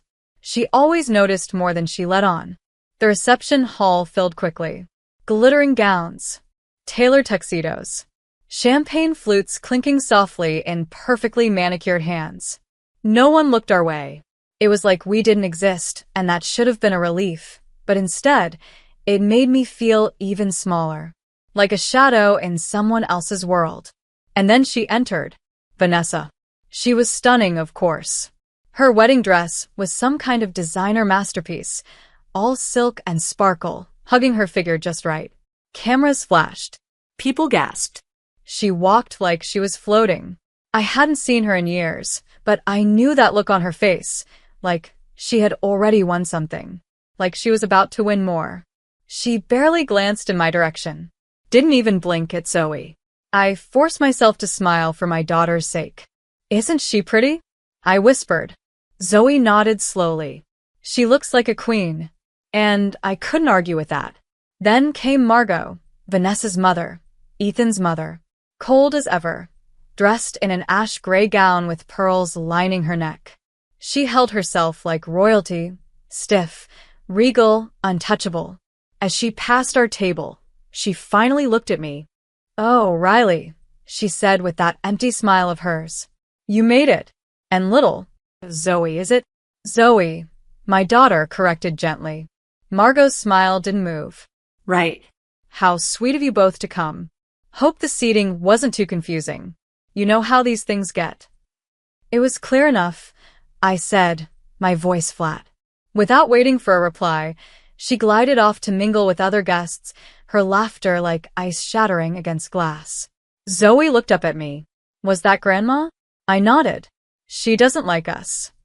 My throat tightened, but I just stroked her hair. "It's okay, baby. Not everyone knows how to show love." Then came the dinner. Waiters danced around the room like clockwork, delivering plates I couldn't pronounce and champagne I wouldn't touch. I barely ate. My stomach was in knots. Zoe poked at her food but didn't say much. The noise in the room grew louder, the clinking, the laughter. I felt like I was sinking in it. Then someone tapped a glass with a spoon. Everyone went quiet. It was Margot. She stood, tall and elegant, holding a microphone with the kind of confidence that came from a lifetime of judgment and control. Her voice rang out, smooth and polished. "Ladies and gentlemen, thank you all for being here to celebrate the wedding of my brilliant daughter, Vanessa, and her charming fiancé, Miles." Polite applause followed. "Weddings," she continued, "are a celebration of unity, of family, of knowing one's place in the world and lifting each other up." Her eyes flicked to me. "And it's especially meaningful when all kinds of guests make the effort to attend, even those from simpler backgrounds." A few scattered chuckles rose from the crowd. And let's not forget the value of hard work. Some people may not be high-profile or well-educated, but they contribute in their own small ways, like in labs or kitchens. Louder laughter this time. I felt heat rush to my face. My palms were slick. I was frozen in my chair, too stunned to move, too proud to cry. Then I heard my daughter's chair scrape across the floor. Zoe stood. She walked calmly to the front, all 9 years of her, and waited until Margot lowered the microphone. The room went silent again. I was about to run up and stop her, but I couldn't move. "I want to say something," Zoe said. Margot looked down at her, blinking. "Oh, sweetie, this is a grown-up." Zoe took the mic. Her voice was clear. "Please stop laughing. My mom isn't your servant." A hush fell over the room. "She's the strongest person I know. She wakes up early, works hard, helps people who are sick, and still has time to help me with my homework. She doesn't wear fancy dresses, but she's brave. You don't get to make fun of her." I couldn't breathe. But Zoe wasn't finished. She pulled something from the pocket of her cardigan, an old handheld recorder. It was Ethan's. He used to use it to make music, but after he passed, Zoe kept it like a treasure. "I came here a few days ago," she said, turning to face the room, "to drop off a letter Mom forgot to send. No one saw me, but I heard something." She hit the play button. Vanessa's voice filled the room. "We'll label her the widowed tech. Maybe that'll remind her where she belongs." Gasps. Then Margot's voice. "Trust me, if she walks out humiliated, it'll be worth every penny of this wedding." Silence. Real silence. Not even a fork moved. I felt everything and nothing all at once. Then another voice played, male. Firm. Familiar. "I'm only marrying you because you promised no more secrets, Vanessa. You lied again, didn't you?" Zoe looked up. "That's Miles," she said softly. "And there's more." She played the final part. "If Miles ever finds out that the baby isn't his, we're ruined." The gasp this time was like a wave crashing through the hall. Vanessa shot up from her chair, face pale. "Turn that off. That's fake." Miles stood, face drained of all color. "Is it true?" he asked, his voice shaking. Vanessa tried to speak, but the words died in her throat. Miles didn't wait. He took off his ring, placed it on the table, and walked out, followed by his stunned parents. The guests were whispering now, murmurs growing louder, eyes darting everywhere. Margot looked stunned, frozen in place, her perfect image crumbling. And me? I just sat there, staring at my daughter, who stood in the middle of that room, holding her head high like a lion cub who had just roared. And for the first time in a long, long while, I felt the burn of power return to my chest. But the night wasn't over. Not yet. The moment Zoe stepped down from that stage, everything felt surreal. The chandeliers still sparkled. The orchestra still played softly in the background, as if trying to pretend nothing had happened. But the room had shifted, like everyone was holding their breath and didn't know what to do next. Eyes followed Zoe as she walked back to our table, calm and collected like she hadn't just set fire to the entire event. She sat beside me and whispered, "I'm sorry, Mom. I just couldn't let them hurt you anymore." I looked at her, this little girl who had just faced a room full of adults and spoken the truth without flinching, and I felt something inside me crack open. Not from pain this time, but from pride. I reached over and wrapped my arms around her. "You did nothing wrong," I whispered. "You were brave." Meanwhile, the rest of the hall had descended into whispers and chaos. Some guests stood and quietly made their way to the exits. Others sat frozen, their eyes wide, unsure whether to stay or go. Vanessa was still at the head table, standing like a statue. Her mouth opened once, maybe twice, but nothing came out. She looked pale, her carefully crafted image unraveling right in front of everyone. Margot finally seemed to come out of her trance. She turned to Vanessa, her voice a sharp hiss I could still hear from across the room. "You absolute fool," she said. "How could you let this happen?" Vanessa finally snapped, her voice breaking. "You told me to go through with it. You said he'd never find out. Don't you dare put this on me," Margot spat back. "You ruined everything." It was almost like the two of them had forgotten everyone else was still in the room. And then, like something out of a movie, Miles returned. Not for Vanessa, but for the microphone. His face was unreadable, his voice low but firm. "I just want to say one thing," he said. "To anyone still wondering if this is real, it is. Vanessa admitted the baby isn't mine. And I'm glad I found out now." Then he turned and looked directly at me. "And to Riley," he added, "I'm sorry. You were treated with nothing but disrespect, and I didn't do a damn thing about it when I saw it happening. That's on me." I nodded slightly, appreciating the gesture more than I thought I would. Then he turned and left again. That time, he didn't come back. Vanessa sat down slowly, looking like the weight of the world had crushed her into her seat. Her face was streaked with tears, but the sympathy that might have existed earlier had vanished. People saw the truth now. They weren't going to forget it. Margot tried to regain her composure. She stood again, tried to speak, to spin it, I guess. But no one was listening anymore. The woman who once commanded courtrooms couldn't even hold the attention of her guests now. Her voice shook. Her mask had fallen. And I realized something important in that moment. They had built their whole world on appearances. On lies, manipulation, status. They didn't care about family or truth or decency, not really. But in the end, all of it collapsed under something as simple as honesty. And it came from a 9-year-old girl with a recorder. I stood, taking Zoe's hand. "Let's go," I said quietly. "We don't belong here." People turned as we walked past them. Some avoided my eyes. Others gave small, respectful nods. One woman even reached out and touched my arm gently as we passed. "Good for you," she said under her breath. We stepped out into the cool Austin night, the sound of the chaos behind us growing fainter with every step. A taxi waited out front. I opened the door, and Zoe slid in. I took one last look at the glowing building behind us, then got in and closed the door. We didn't say anything during the ride. We didn't have to. That night, as I tucked Zoe into bed, she asked, "Are you mad at me?" I shook my head. No, baby. "You were braver than I've ever been." "I just didn't want you to get hurt again," she whispered. "I know," I said, brushing her hair away from her face. "And I won't. Not anymore."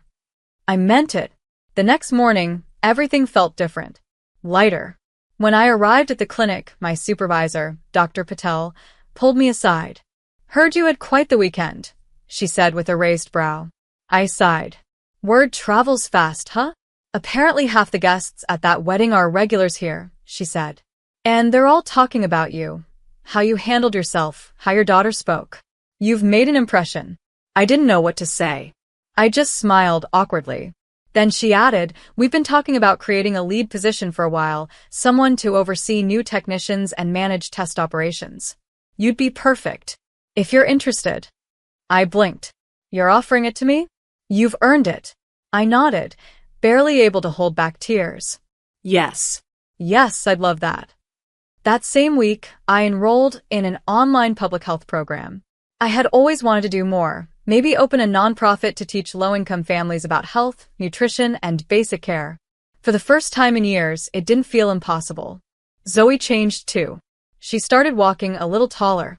At school, she won a leadership award for courage. She even started writing a blog called Girls Who Speak Up. One evening, I found her curled up on the couch, typing away, a little frown of focus on her face. "What are you writing?" I asked. "A post about how sometimes grown-ups forget to do the right thing, so kids have to remind them." I laughed. "That's a good one. Is it okay?" "It's more than okay." Because it was the truth. And truth was the one thing no one could hide from anymore. A few weeks after the wedding, a cream-colored envelope arrived at our doorstep. I knew who it was from before I even opened it.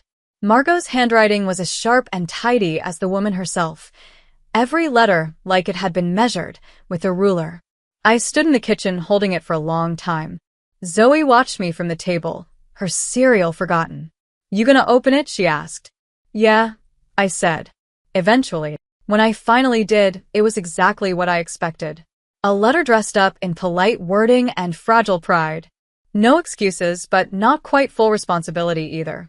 "I was wrong about you, Riley. I don't expect forgiveness, but I hope, in time, you'll find it in your heart to understand my intentions were misguided." It was signed with her usual flourish. I folded it neatly, tucked it back into the envelope, and left it on the counter for a day or two before writing a response. It was short. "I can let the past go, but I won't forget it. Riley." I mailed it the next morning. There was no need for more. Some things don't deserve explanations. Vanessa never reached out. I heard she moved out of state, somewhere on the East Coast. I didn't know if she kept the baby or what happened to the career she guarded so fiercely. I didn't care to dig. Whatever became of her, I figured she was living with the consequences of her own games. People around town started treating me differently. Not in a flashy way. Just warmer. A neighbor offered to mow our lawn. A woman at the clinic I barely knew brought me coffee. A man at the grocery store nodded and said, "Good for you. like he already knew the whole story. Maybe he did. Word spreads faster than wildfire in this city. But what mattered most was how I felt inside. For years, I'd been walking on eggshells around Ethan's family, trying not to upset anyone, trying to be polite, invisible, safe. I'd accepted their cold glances, their judgment, their silence. I thought it was better to be quiet than to make waves. But now, after everything that happened, I realized silence hadn't protected me. It had only delayed the truth. Zoe was different too. She no longer asked why her dad's family didn't call. She no longer held on to their photos or checked the mailbox hoping for letters. She knew the truth now, and while that truth had hurt, it had also freed her. One afternoon she said, "I think Daddy would be proud of us." "I think so too," I told her. We started creating new traditions: Saturday walks through the park, Sunday pancakes with strawberries, nighttime talks curled up on the couch with popcorn and a blanket. Our life wasn't perfect, but it was ours. Real. Honest. My new role at the clinic came with more responsibility and better hours. I got to train younger technicians, lead a few projects, and even speak at a couple of community health events. I had a voice now, and I was using it. I didn't hide behind my work anymore. I led with it. One evening, I came home from class, yes, I was taking public health courses again, and found Zoe sitting at the kitchen table with a notebook full of ideas. "What's this?" I asked. "My blog," She said. "I'm planning a project. I want to start interviewing women around town who've done brave things." Brave things like what? Like starting their own business, leaving bad situations, telling the truth when it's hard. I smiled, amazed at how much of herself she was growing into. "Sounds like a powerful idea." "You could be my first interview," she said with a grin. I laughed. "I don't know if I count." She tilted her head. "You stood up to a whole room of rich people. You built everything again after Daddy died. You work all day, study at night, and still remember to put marshmallows in my hot chocolate. I think you count." I didn't argue. I just hugged her. Some nights I still lie awake and think of Ethan. I wonder what he'd say if he could see us now. I think he'd be proud. Not just of Zoe, but of me too. Because I finally stopped shrinking myself to make others feel bigger. I finally stood tall in my own skin with my daughter beside me, our little team, stronger than ever. People like Margot and Vanessa tried to bury us in shame. They used our pain like a weapon. But the truth has a way of coming out, whether you whisper it or scream it. And the thing about the truth is, it doesn't just free the people who tell it. It shakes the ones who tried to bury it. I'm not the same woman I was 4 years ago. I'm not even the same woman I was a month ago. Life broke me, yes. But it also gave me Zoe. It gave me purpose. And eventually it gave me a second chance. Now when I look in the mirror, I don't see the widow everyone tried to label me as. I see Riley Dawson. A mother. A fighter. A woman who walked through fire and didn't come out the same, but came out better. And this is just the beginning. My dad mocked my business degrees and called me an unstable dreamer, so I walked away. 2 years later, I'm the CEO of a $100 million empire that just took their biggest contract. When the story hit national TV, they were stunned, but the real silence came when I walked in. I used to think that if I worked hard enough, they'd eventually take me seriously, not just as the youngest, not just as the daughter, but as someone who could lead. My name is Alyssa Rowan, and if you've ever lived in Chicago or followed real estate news, you've probably heard of Rowan Developments. For decades, it was one of the most powerful construction and development firms in the Midwest. Sleek high-rises, sprawling residential communities, polished ad campaigns, it all carried the Rowan stamp. What you probably don't know is that I was never meant to be part of it. Not really. I grew up in a world of boardrooms, blueprints, and business deals. My father, Patrick Rowan, ran the company like a kingdom, and my older brother Daniel was the heir. My younger sister Elena? She was the favorite, charming, clever, and always smiling just enough to stay above suspicion. Me? I was the one they handed coffee to during meetings. The one they let sit in, but never speak.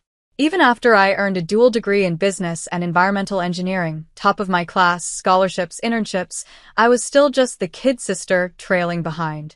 At 24, I was managing logistics for a major city project that had gone sideways. It was supposed to be a clean energy complex with commercial and residential components, but delays, budget errors, and a legal dispute had nearly buried it. I stayed up for nights on end, reviewing contracts, reorganizing teams, and coordinating with city officials. I pulled it back from the edge. The deal closed. The project moved forward. The company saved nearly $9 million in penalties. I got a thank you email. That was it. No title change. No raise. Not even my name on the internal memo. But I stayed quiet. I thought maybe they'd see. Maybe my work would speak loud enough for me. It all shifted during a quarterly board meeting. I remember the room perfectly. Glass walls, oak table, views of the skyline. I came in early, nerves buzzing but excited. I had prepared a detailed proposal. Eco-forward, AI-integrated buildings targeting urban professionals and sustainable investors. The numbers were strong. The projections were backed by real-time market data. A $50 million rollout over 5 years, starting with high-density areas transitioning toward energy-efficient zoning. I knew the pitch inside out. I stood at the front of the room and started presenting. Barely 3 slides in, my father waved his hand. That's enough, Alyssa. I blinked. I haven't finished. Patrick didn't even look up. Stick to ideas that fit your role. What role is that, exactly? He looked at me then, like I'd just overstepped some invisible boundary. You're not here to make waves. Daniel leaned back, arms crossed. We don't run charities here, you know. The room chuckled, except for Uncle Julian. He avoided my eyes.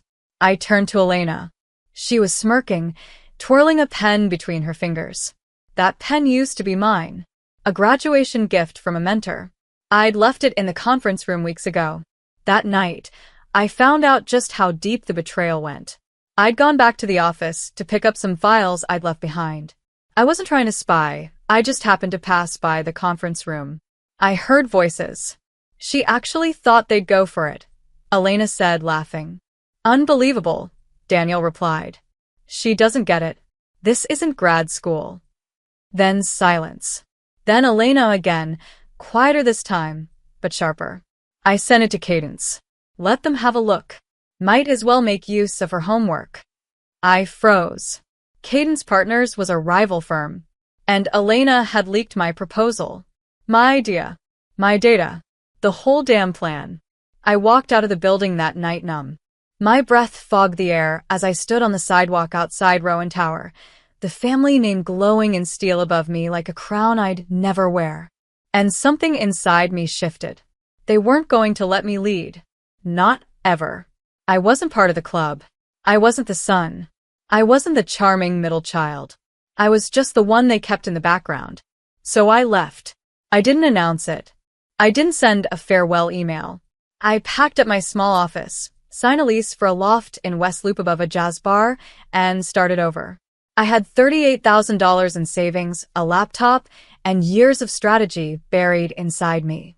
I named my company Lyra Projects, after the faint star you can barely see with the naked eye, but when it shines, it burns quietly, steadily, stronger than you'd expect. I wanted to build something different. Not just green buildings, but smart spaces, homes that adapted to their owners, offices that learned energy patterns, structures designed with both beauty and logic. It wasn't easy. I worked 16-hour days. I ate canned soup, negotiated contracts from a couch with springs poking through, and almost quit 5 times in the first 6 months. I borrowed $75,000 from a former classmate who'd made it big in fintech. He believed in the idea. I hired a freelance architect who had been laid off from Rowan Developments. I pitched to small firms, independent contractors, homeowners with eco-conscious goals. Most said no, but a few said yes. And every yes became a brick. Quietly, steadily, Lyra began to rise. I kept it all under wraps. No interviews. No photos. Just work. I didn't want the Rowans to see me coming. I didn't need them to know. Not yet. Because one day they would. The first real turning point came just under 2 years after I walked away. It was a gray Tuesday morning, the kind that makes Chicago feel heavier somehow. I was at the Lyra office, well, what we called an office. It was really just a converted storage room above the bar, but it was mine. That morning, I got an email from the city. We'd won the bid for a $15 million green housing contract in Bronzeville. I blinked, reread it, and then just sat there, not saying anything. It didn't even feel real. That bid had been expected to go to Rowan Developments. It was their kind of project, their territory. But Lyra's plan was leaner, smarter, and more flexible. We offered modular design, smart temperature control systems, and 32% lower projected energy costs across the first 3 years. I pitched the idea myself, sitting in front of a skeptical panel in a blazer that still had the tag tucked under the sleeve. I walked out thinking they'd pass. But they hadn't. That win was more than a contract. It was a signal that we were no longer invisible. And still, my family had no clue. That became a game to me, watching them from a distance. I followed their press releases, tracked their projects. Rowan Developments was starting to show cracks. Delayed completions. Sloppy permit issues. Overpriced concepts. It wasn't all their fault, but they were too big and too proud to pivot. Meanwhile, Lyra was small, sharp, and fast. I started reaching out to people I used to work with, quietly, of course. A project manager who had been passed over for promotion 3 times. A procurement specialist who handled budgets better than the finance team. A junior architect whose ideas were always too modern for Rowan's taste. One by one, they joined Lyra. And with each one, we grew stronger. Then came the article. I never meant for it to happen like that. A journalist I'd met at a networking event reached out. She said she was writing a feature on women in sustainable architecture and asked for an interview. I said yes. We talked about vision, efficiency, why design shouldn't come at the cost of the planet. I never mentioned my family. Never brought up the Rowans. But she did the digging. The article dropped on a Monday morning. The ghost CEO who dethroned Rowan Developments. Meet Alyssa Rowan. My phone exploded. Texts. Emails. LinkedIn requests. Investors wanting in. Former professors congratulating me. And then the silence from them. From the people who once told me I didn't belong. I didn't respond to any of it for the first few hours. I sat at my desk, staring at my name under that headline. It was surreal. It felt like standing in the eye of a storm that had been coming for years. But the fallout was real. Elena was accused internally of leaking company information. My original pitch to Cadence, the one she stole. Apparently, someone from Cadence had come forward anonymously after the article ran. My father's team tried to bury the story, but it spread. Deals started to fall through. Longtime clients pulled back. They couldn't trust a company with so much internal chaos. I wasn't just their competition anymore. I was their reckoning. The week after the article dropped, we secured another contract, this time with a boutique hotel chain expanding into eco-resorts. A $21 million deal. And once again, Rowan Developments had been on the shortlist. They didn't get a call back. I remember sitting at a rooftop restaurant with my assistant, Jamie, going over expansion plans when she got a notification on her phone. Alyssa, she said, eyes wide. Your name just trended on Twitter. Why? She turned the screen to me. A split-screen photo. One side was a Rowan Development site with a project delayed banner. The other side was a Lyra rendering, modern and glowing. Caption. Guess who's not the underdog anymore? I almost laughed. But I didn't feel like celebrating. Not yet. Because I knew what was coming. The family would find a way to reach out. And I was right. 3 weeks later, a cream-colored envelope landed on my desk. The seal was unmistakable. Rowan family reunion. Same location. Same estate. No note. No apology. Just a time and date. I stared at it for a long time. 4 years ago, I walked out of that house with a broken heart and a suitcase. Now they were asking me to walk back in. Jamie looked at the envelope. Are you going? Of course, I said. Not for them. For me. That Saturday, I pulled into the circular drive in a deep blue electric Maserati. I hadn't rented it to show off. I bought it 2 months earlier after our third investment round closed. The car was silent, elegant. It didn't need to roar to make its presence known. The estate looked the same. Impeccable landscaping, imported tiles, custom woodwork. I knew because I had helped design part of it when I was in college, back when they thought I was still trying to prove myself. I stepped out, wearing a simple ivory suit. No flashy brands. No jewelry. Just poise. That kind of quiet strength they never understood. Inside, the room went silent. Conversations paused. Heads turned. Elena froze mid-sentence. Daniel's mouth actually dropped open. My father stood near the fireplace, older than I remembered, his hand clenched around a glass he hadn't sipped from. I didn't smile. I didn't nod. I just walked in like I owned the floor, because in a way I did. They had written me off, and I had become the story they now couldn't escape. I didn't stay in the main room long. The air was thick. Awkward smiles, half-hearted greetings, and whispers that stopped when I walked by. I could feel their eyes on me, but no one said anything. Not right away. I moved through the house, like a ghost they didn't know how to acknowledge. Except now, I was no longer haunting the past. I had become something they couldn't ignore. I stepped out onto the back patio where the garden opened up into a wide, manicured lawn.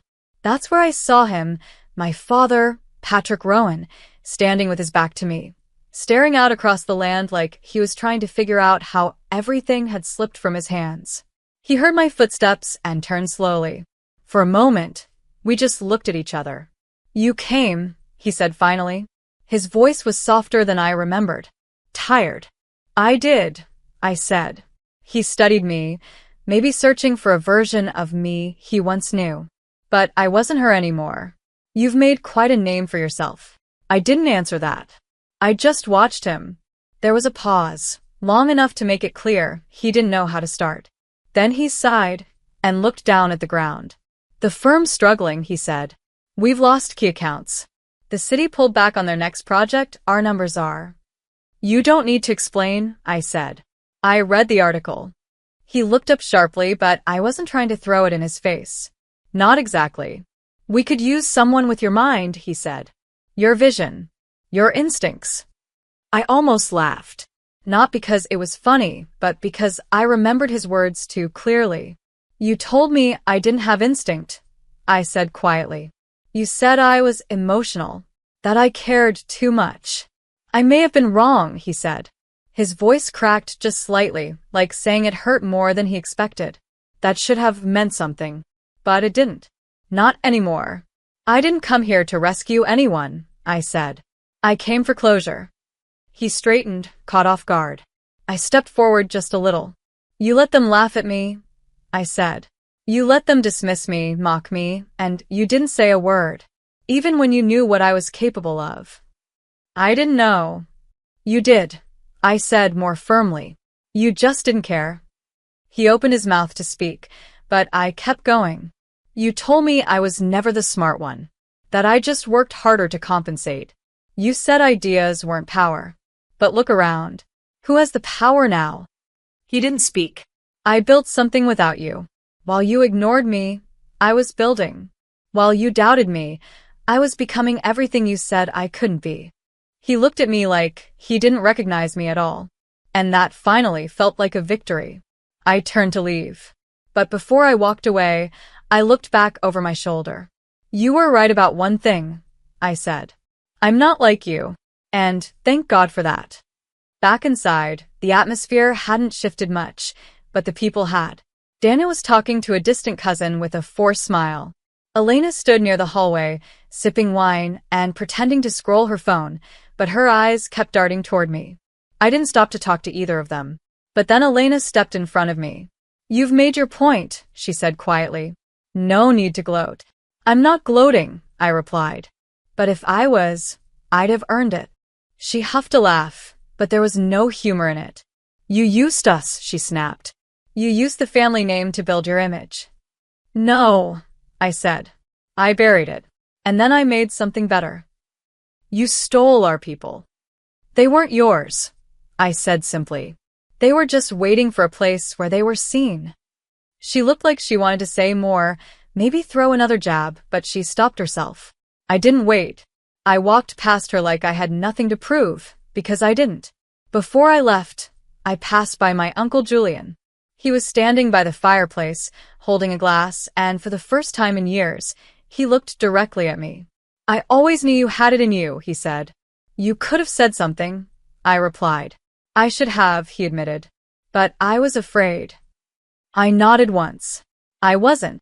Outside, the sky had begun to turn a deeper shade of blue, the kind that comes right before the first stars appear. I slid into the driver's seat of my car and sat there for a moment, staring at the house.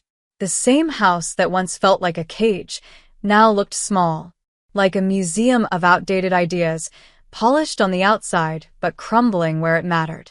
I didn't feel sadness. Not anymore. What I felt was clarity. I had come full circle, not to be accepted, but to close the door they kept locked for years. I didn't want their approval. I didn't want their praise. What I wanted, what I had always wanted, was to build something that couldn't be taken away from me. And now I had. A few days after the reunion, I was back in the Lyra office, our new office, not the old storage room above the jazz bar. This one was on the 16th floor of a glass building overlooking downtown Chicago. Clean lines. Open space. Natural light. We designed it ourselves, every inch built with intention, the way Rowan Developments never allowed me to build anything real. I was reviewing a proposal for a sustainable smart community outside Denver when Jamie burst through the door, her eyes huge. You need to see this, she said, barely catching her breath. She handed me a tablet, already pulled up to a news article. The headline hit like a bell. Rowan Developments faces legal action over failed luxury tower project. I read the first few lines in silence. The project had gone over budget by $9.2 million. Delays, design flaws, missed inspections. And to make it worse, whistleblowers had come forward from inside the company, claiming poor leadership and unethical internal politics. I closed the tablet and leaned back in my chair. I wasn't surprised. Not anymore. Patrick Rowan had spent years convincing the world that only men knew how to build legacies. But the foundation he built was hollow. Too rigid. Too proud. And now it was caving in. I didn't celebrate. I didn't send a message. I didn't even feel angry. Just a quiet sense of confirmation. Later that week, an email landed in my inbox from an investment firm. They wanted to know if Lyra was considering a global expansion. Offices in Europe. Collaborations with international green tech innovators. I smiled. Not because I hadn't dreamed of this, but because now it wasn't just a dream. The next morning, as I sipped my coffee and looked over our growth projections, my phone buzzed again. Jamie walked in just a second later, holding hers. You're not going to believe this, she said. This time it was different. A television network had reached out. They wanted to do a primetime interview, national coverage. A special feature on female founders reshaping real estate, and I would be the closing segment. I hesitated. I'd built Lyra without fanfare, by staying quiet and staying sharp. I hadn't sought the spotlight. I'd always believed the work should speak for itself. But maybe it was time to speak, too. So I agreed. The interview aired 3 days later. The studio lights were bright, the stage polished. I wore a navy suit, nothing flashy, just clean, crisp confidence. The host introduced me with a brief recap of my rise, then smiled. You've become a symbol for something bigger, she said. A woman building not just buildings but a movement. I smiled politely. That wasn't the plan. At first, I just wanted a seat at the table. And when they didn't give you one? I built my own, I said. She leaned forward. Is it true your father is Patrick Rowan of Rowan Developments? Yes. Why hide it? I didn't, I replied. I just stopped apologizing for not being welcome. The audience clapped. But I wasn't performing. I was just telling the truth. We talked about my early days, the nights I spent drafting proposals alone, the team that believed in me before the world did. I spoke about how design should be inclusive, how sustainability and technology weren't extras, they were essentials. Before we ended, the host asked one last question. If you could say one thing to the people who once dismissed you, what would it be? I thought about that for a second. Then I looked into the camera and said, thank you. Because if they hadn't closed their doors, I never would have opened my own. When the segment aired, our website crashed from the traffic. We got over 400 partnership inquiries in 48 hours. Our app downloads doubled. Our internal servers pinged with interest from municipalities, universities, and even celebrities. But the message that stayed with me wasn't from a stranger. It was from my mother. Just one line. Your father saw the interview. He hasn't spoken in hours. I stared at it for a long time. Not out of guilt, not out of pride, but because somewhere deep down, a part of me had once longed for his approval. I used to think it would fix something inside me if he just said, well done. But now I realized I didn't need it. His silence wasn't a wound anymore. It was just a fact. The world finally knew my name. Not the daughter. Not the forgotten one. Not the girl who brought coffee to board meetings. Alyssa Rowan, founder of Lyra Projects. CEO. Builder of futures. And still I wasn't done. Because there were others out there. Women with voices they'd been told were too much. Innovators labeled as emotional. Visionaries dismissed as dreamers. I wanted to make sure they didn't have to claw their way through shadows to be seen. A few months later, we launched the Lyra Initiative, an accelerator for young women in architecture, design, and green tech. We offered mentorship, seed funding, and most importantly, a platform. The kind I never had. The kind I would have given anything for. We held our first summit in Chicago, in the same district where Rowan Developments once dominated. This time, the keynote speaker wasn't a man in a tailored gray suit. It was me. I looked out over a crowd of hundreds, students, professionals, founders, and saw in them a reflection of who I'd once been, and who I would have never become if they hadn't told me no. Now I build for them. I lead for them. I rise for them. Because I know what it's like to be underestimated. I know what it's like to be betrayed, erased, ignored. But I also know what happens when you stop waiting for permission. You don't just rise. You rise on your own terms. And the world, no matter how long it takes, can't help but look up. For 12 years, I gave my parents $2,500 every month while they pampered my reckless sister. A week before my wedding, they demanded my $40,000 savings to fix her mess. I said no. My mom slapped me and kicked me out. The next day, I shattered their world. Want to know how? I used to believe that loyalty meant everything, that if you loved your family enough, gave enough, forgave enough, they'd see you, appreciate you, and love you back the same.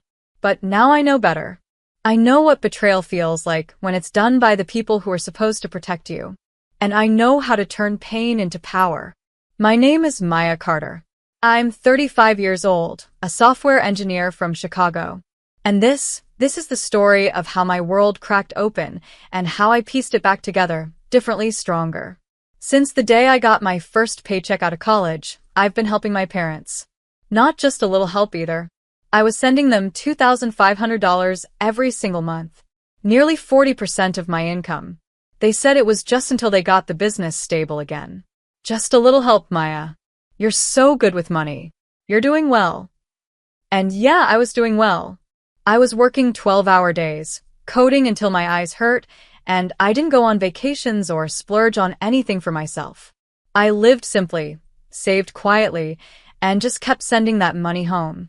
I never complained. I thought I was doing what a good daughter does. My parents never said thank you, not really. But I kept hoping that one day they'd look at me and say, Maya, we're proud of you. Thank you for everything. Instead, all I ever heard about was Emily. Emily, my younger sister. She's 6 years younger than me and the star of every family conversation. Pretty, bright, creative, as Mom always said. She was always the favorite. Even when we were kids, she'd break things and I'd be the one who got scolded. I stopped expecting fairness a long time ago. But what still hurt was how they gave her everything and expected me to clean up her messes. 2 years ago, they handed Emily the family's graphic design business. Just handed it over like it was a gift bag. I knew she had no experience running a business, no real sense of money, but my parents said, "She's got a good eye. She just needs a chance." I wanted to believe in her too, I really did. But a part of me knew, I knew, this would not end well. And it didn't. The business began falling apart almost immediately. Missed deadlines. Unpaid employees. Sketchy deals. I heard whispers from people I knew in the industry. Clients dropping out. Legal issues popping up. And through it all, my parents stayed silent. When I brought it up, my mom would cut me off. "It's fine, Maya. You don't understand the pressure she's under." But I did. I understood pressure. I had been under it for more than a decade, keeping everyone afloat. Still, I kept helping. Quietly. Painfully. I kept sending money. Kept visiting for holidays. Kept pretending everything was okay. And I thought, maybe, just maybe, when my wedding came, things would finally shift. That was my moment, right? My turn to be celebrated. Ryan, my fiancé, was the one good thing in my life that wasn't connected to obligation or duty. He's a journalist. Steady. Calm. He sees me in a way no one else ever has. With him, I feel like I can breathe. Like I matter. So we planned a small but meaningful wedding. Nothing fancy, just something for us, close friends, and a few family members. I'd saved every penny for it myself. And for once, I was excited for something that was mine. And then, exactly 1 week before the wedding, I got the call. I was at home, reviewing final details when my phone rang. It was my mom. I picked up, cheerful, thinking maybe she wanted to talk about the wedding plans. "Maya," she said, skipping any kind of greeting. "We need to talk. The business is in serious trouble." I went still. "What happened?" "It's Emily," she said. "She made some decisions that didn't go well. And we need money. Now. We need you to help. We need the 40,000 you saved for the wedding." I thought I'd misheard her. "Wait, what?" I said, my voice shaking. "You want me to cancel the wedding and give you my savings?" "We're not asking you to cancel anything," she snapped. "We're asking you to prioritize your family. You wouldn't have that savings if it weren't for the support we gave you growing up." That hit hard. So hard that I couldn't speak at first. Then I said quietly, "I've given you more than 10 years of support. Almost half my salary every month. I've never asked for anything. Not once." Her voice turned ice cold. "So now you're turning your back on us? On Emily? We've always stood by you, Maya." "No," I said, tears welling up. "You stood by Emily. No matter how many mistakes she made. I've always been the backup plan." She hung up, just like that. I sat there, stunned, phone still in my hand. The next day, she showed up at my apartment. Uninvited. Angry. "You're going to let your sister fall apart," she screamed, pushing past me. "Do you have any idea what this family has sacrificed for you?" "Stop it," I said, my voice barely above a whisper. "I can't do this anymore." She raised her hand and slapped me. I still remember the sound, the sharp sting, the silence afterward, and the way she looked at me, not like I was her daughter, like I was a disobedient employee. That moment changed everything. It was like a switch flipped in me. All those years of giving, sacrificing, begging to be seen, it all crashed down. And something colder, sharper, rose in its place. I didn't cry. I didn't beg. I looked her straight in the eye and said, "I'm done. I'm not your fixer anymore." She stormed out, calling me heartless. But I wasn't heartless. I was finally waking up. And I wasn't planning to walk away quietly. Because if they thought I'd just disappear, they were wrong. So wrong.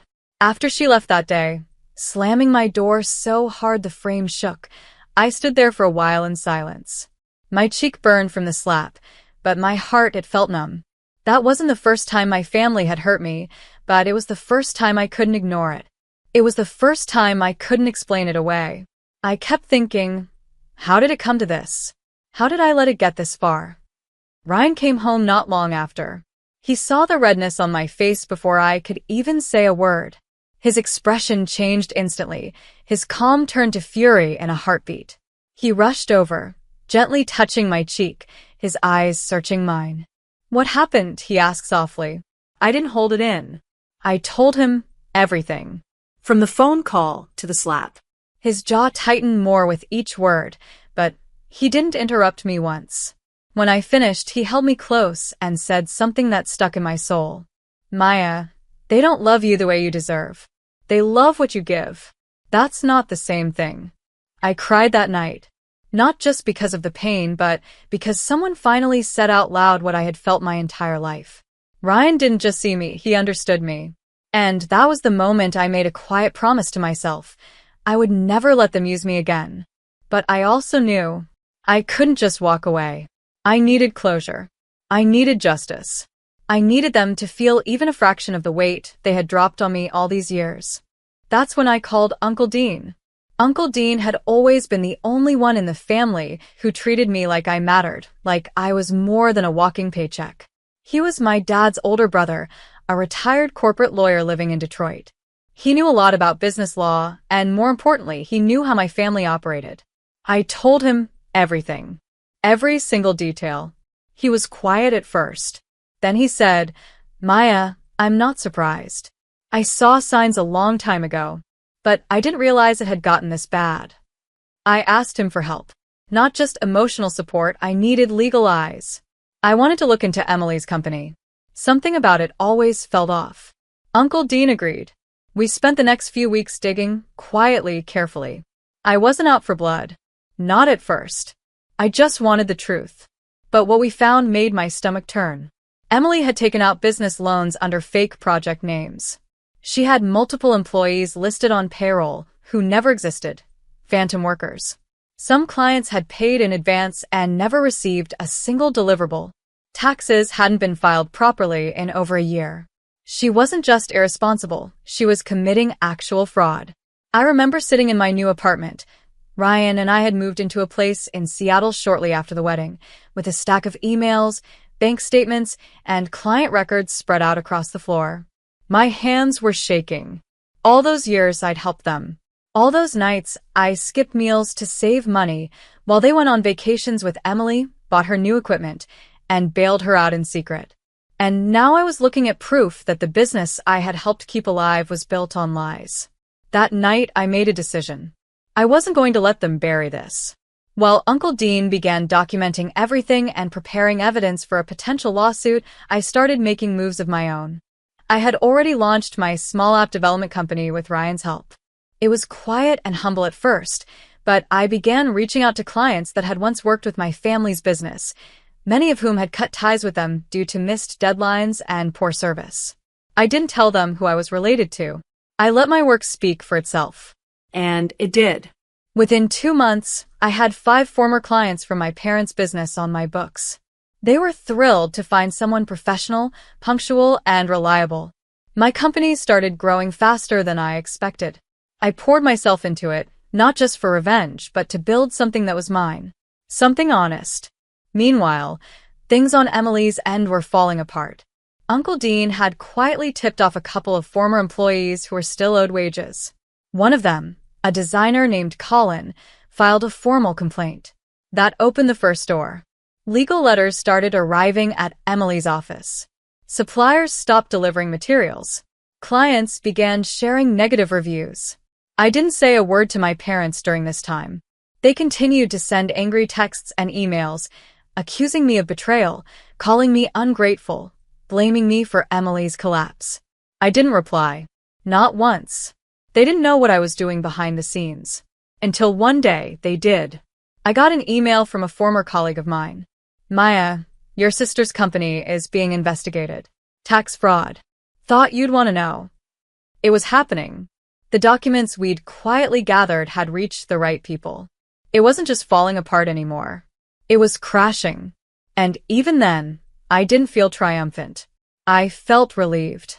Like I had finally exhaled after holding my breath for years.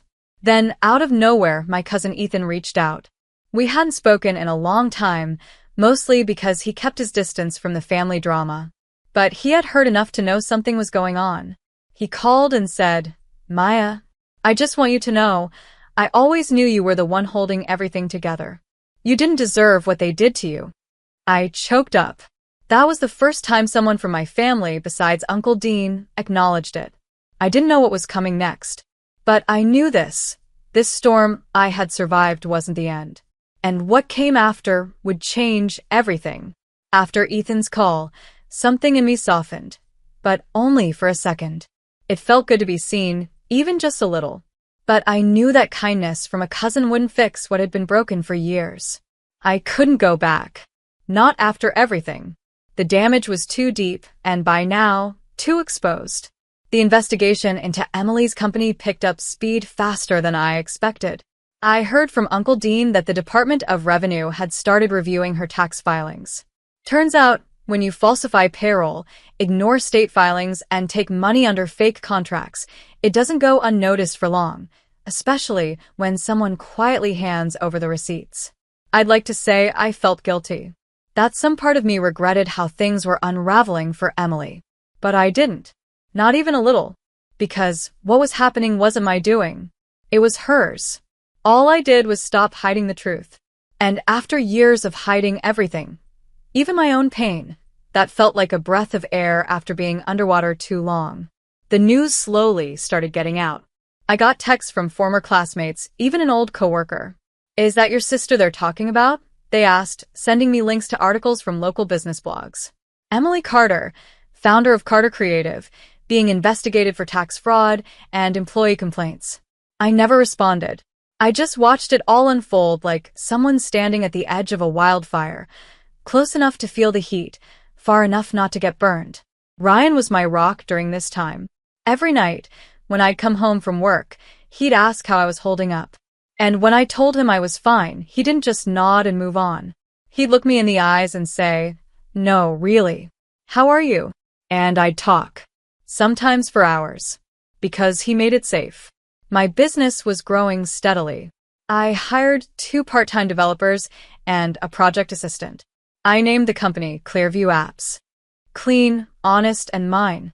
Every piece of it felt like healing. Clients started referring others, and for the first time in years, I was earning money that I didn't feel guilty for keeping. I stopped checking my bank account with dread. I stopped feeling like I had to ask permission to spend what I earned. And then, just when I thought I had finally slipped into a new life, my mother sent me a letter. A real, handwritten letter. No texts, no emails. Just a simple white envelope in my mailbox. I hesitated before opening it. My hands were trembling. I almost threw it away unopened, but curiosity got the better of me. It started with, "We didn't know what we had until it was gone." The rest was a mess of guilt and desperation. She said Emily had made a few bad choices, and the business was in temporary trouble. She said she missed me, that the family missed me, that they were willing to move forward together. No apology, no ownership, just a carefully worded attempt to pull me back in. I stared at the letter for a long time, and then I laughed. Not a bitter laugh, just disbelief. After everything, this was what they had to offer? A vague, manipulative invitation to forget the years of using me like a wallet? I put the letter in a drawer and left it there. I didn't respond. 2 weeks later, Emily was served a court summons. Uncle Dean forwarded me the news. There would be hearings, a likely fine, maybe even a suspension of business activity. She was being held accountable at last. And none of it came from my hands. It was the law doing its job. The truth always catches up eventually.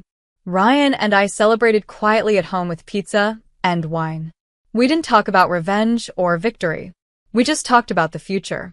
About maybe expanding the business, taking a trip to the mountains, maybe even starting a family someday. For the first time in my adult life, I was dreaming my own dreams. Not dreams that made someone else proud. Not dreams to win approval I'd never get. Just mine. That weekend, Ethan messaged me again. He had visited my parents recently and told me they were in complete denial. "They still think you'll come back," he wrote. "They don't understand they pushed you too far." I responded simply, "Let them think that. I've already moved on." But then, something unexpected happened. A former employee from Carter Creative reached out to me. Her name was Leah. She'd heard about my new company and wanted to work with someone who actually values people. I offered her a position. We talked for hours. She told me how Emily used to talk about me like I was an enemy, like I was the reason things were difficult. I just smiled. That's okay, I said. She needed a villain. I stopped playing the role. Hiring Leah felt like closing a circle. One more piece of the puzzle finally fitting where it belonged. I didn't think I needed any more closure. But one last thing was still to come, something I didn't see coming. And when it did, it was the final piece that let me breathe fully, deeply, freely for the first time in my life. It happened on a Tuesday morning. I was sitting at my desk, sipping coffee, going over a new client proposal, when my phone buzzed. A number I didn't recognize. Normally, I'd let it go to voicemail, but something told me to answer. I picked up, half distracted. Hello. There was a pause, then a familiar voice, shaky, tired. Maya, it's Emily. I didn't say anything. Just stared ahead at the document on my screen, my heart suddenly thudding.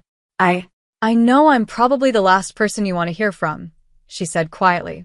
But I didn't know who else to call. I waited a beat before answering. Why are you calling me? I messed up, she whispered. The company, it's gone. Frozen accounts. Back taxes. Lawsuits. Everything's gone, Maya. And Mom and Dad, they're blaming me for everything now. They won't even talk to me. They said I ruined everything. I could almost hear her breaking through the phone. I didn't feel the satisfaction I thought I might. No joy in her pain. Just a strange, quiet calm. She was finally standing in the very place they had once tried to push me into, alone, discarded. You did ruin everything, I said gently but firmly. And I tried to warn you. She sniffled. I know. And I'm sorry.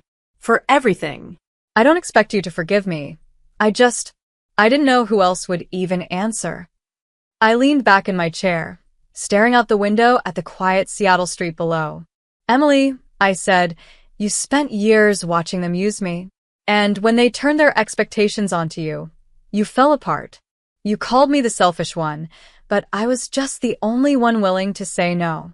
I get that now, she said, voice breaking. I do. She asked if I could help. Not with money, she knew better than to ask that, but with advice. Guidance. Anything. I told her the truth. I can't be your lifeline. I spent my whole life being that for them. I've built something new now.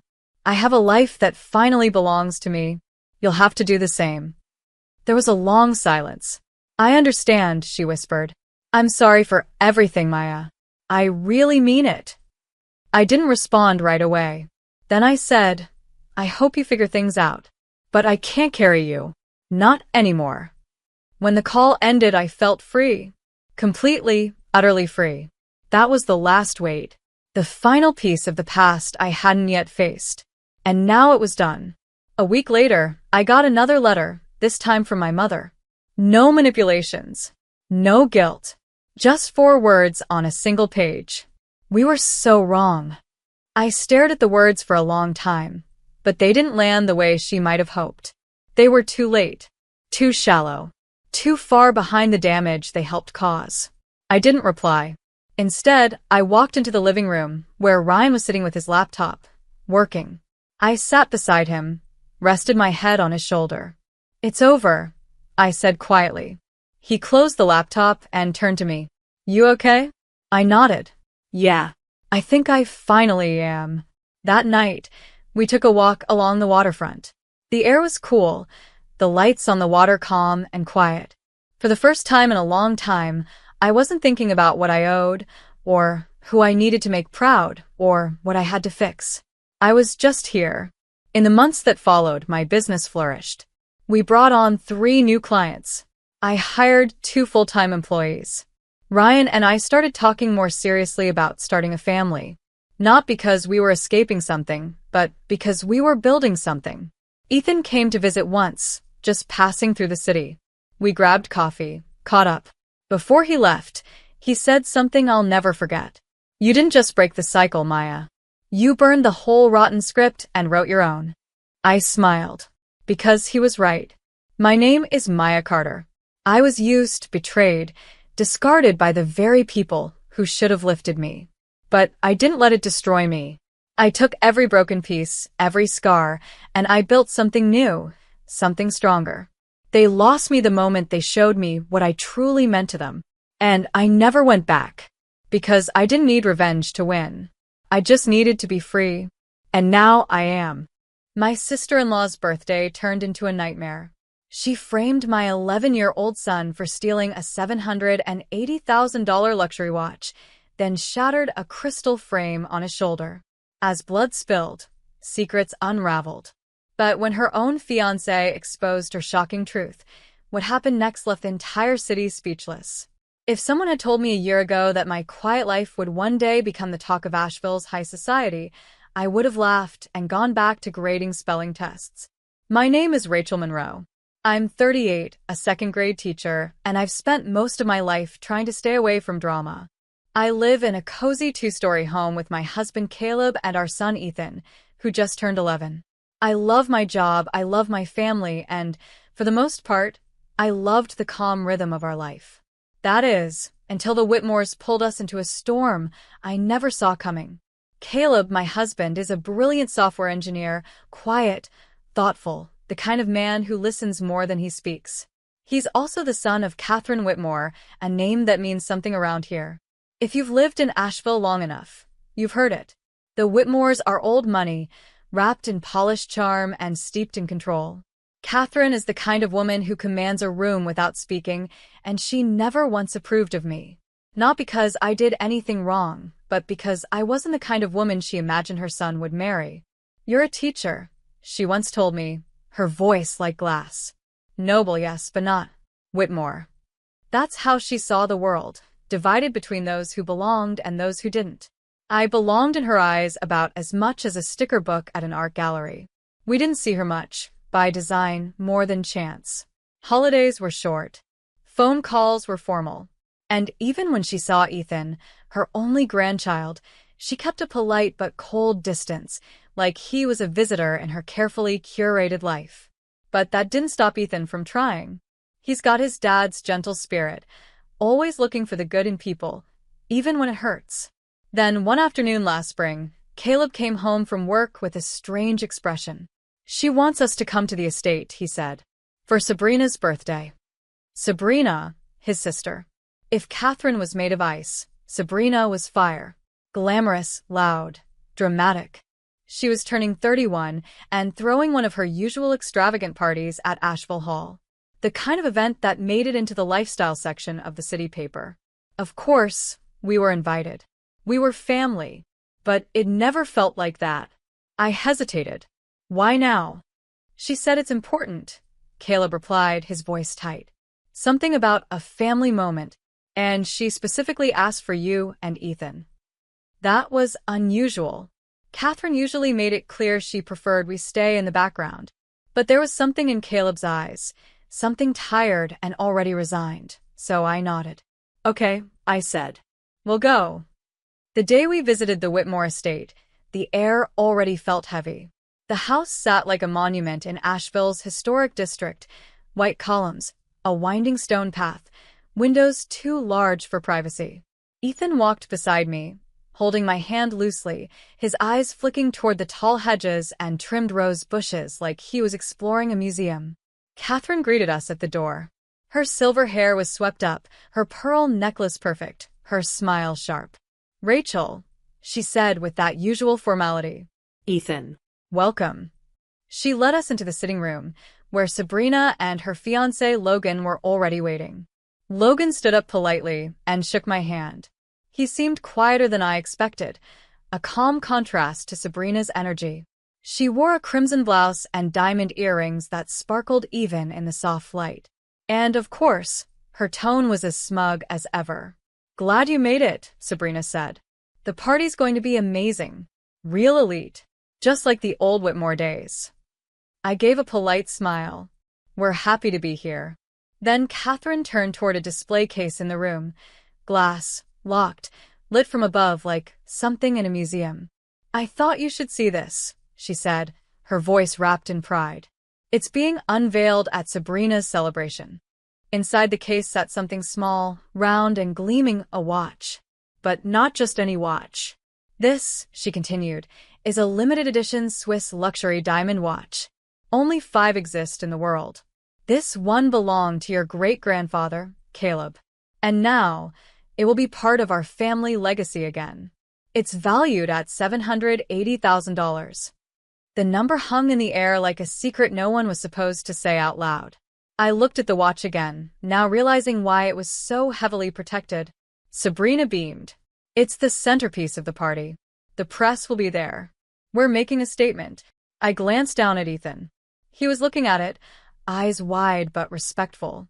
He had always loved history, stories behind objects, and he seemed fascinated more than anything. Catherine's gaze snapped to him. "Ethan, dear," she said smoothly, "do be careful not to get too close. It's a priceless piece." I felt Ethan stiffen beside me. He hadn't even moved. "He understands," I said calmly. "He's very careful." "I'm sure he is," Catherine replied, but her tone made it clear. He was being watched. We didn't stay long after that. On the drive home, Ethan was quiet. I asked him if he was okay, and he nodded. "Grandma doesn't like me," he said after a pause. I wanted to tell him he was wrong, but I couldn't lie. "She doesn't understand you," I said. "But that's her mistake, not yours." Caleb reached for my hand and squeezed it gently.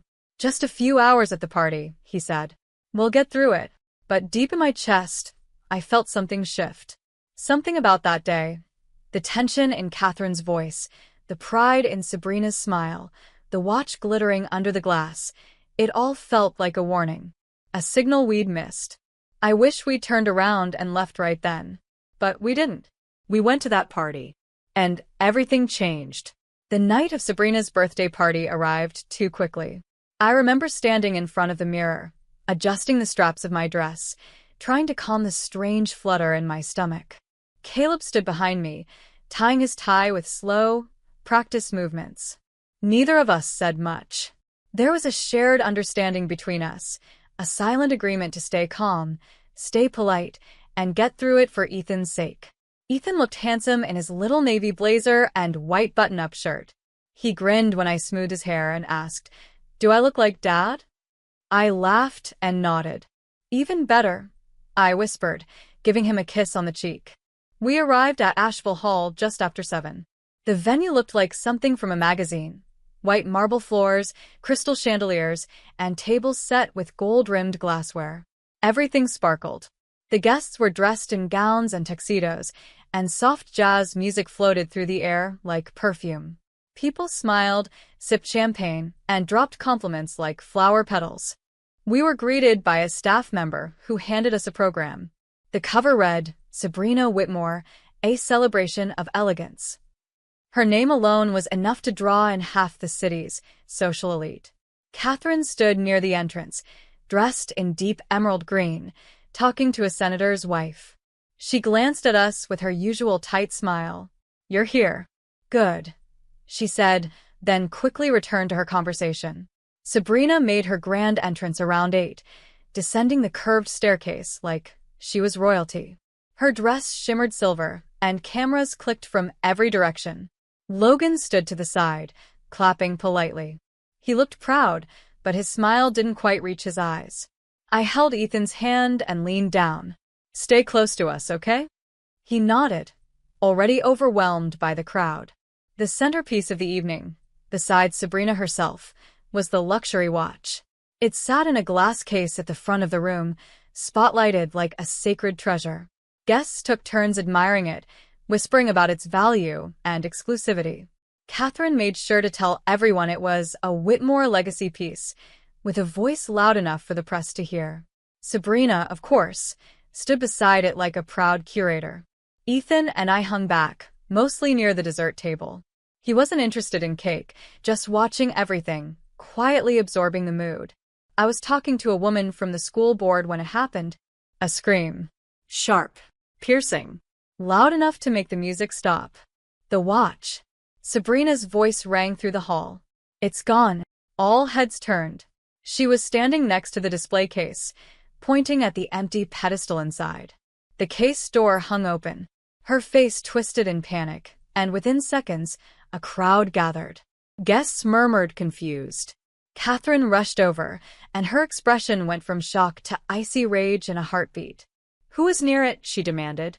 And then Sabrina pointed, right at Ethan. "That boy. I saw him near the case earlier," she shouted. I froze. My heart sank. Ethan stood beside me, pale and wide-eyed, shaking his head. "What?" he whispered. "You're lying," I said, stepping in front of him. "He's been with me the whole time." "I saw him," Sabrina insisted. "He was looking at it, obsessed with it. He must have snuck in when no one was watching." The guests were whispering now, watching Ethan like he'd grown horns. Catherine narrowed her eyes. "Ethan," she said coldly, "did you touch the watch?" "No," he cried. "I didn't even go near it." I knelt beside him. "It's okay, baby. You didn't do anything wrong." But Sabrina wasn't done. Her voice rose again. "You little thief. You ruined everything." And before I could move, she grabbed a heavy crystal photo frame from the table and smashed it against Ethan's shoulder. The sound of glass shattering was deafening. He stumbled back into a decorative stand and collapsed to the floor, crying out in pain as shards cut his arm. Gasps filled the room. A few people screamed. Caleb rushed to our son, dropping to his knees. "Ethan," I cried, pushing through the people crowding around us. Blood ran down his arm, and he clutched his shoulder in pain. My hands shook as I pulled him close, tears stinging my eyes. "What is wrong with you?" Caleb roared, rising to face Sabrina. "He stole it," she screamed, pointing again. "He's a child," Caleb shouted. "And you just attacked him." Then a quiet voice broke through the chaos. "No. He didn't steal anything." All heads turned. "Logan." He stepped forward, eyes locked on Sabrina. His expression was blank, almost sad. "That's enough." Sabrina spun toward him, shocked. "What are you talking about?" He pulled his phone from his pocket and held it up. "I have something to show everyone." Sabrina's face turned white. He tapped a few buttons, then turned the screen toward the crowd. It was footage, security footage from the event's prep room. It showed Sabrina standing alone near the watch display earlier in the evening. She looked around, then slowly opened the glass case. She reached in, took the watch, and slipped it into her handbag. Murmurs exploded. Someone gasped audibly. Another guest whispered, "She set him up?" Logan turned to the crowd. "She staged the whole thing. She planned to report it stolen and file an insurance claim. The debts, the condo, she couldn't keep up. So she lied." Catherine looked like the wind had been knocked out of her. "I didn't," Sabrina started, but the footage was still playing.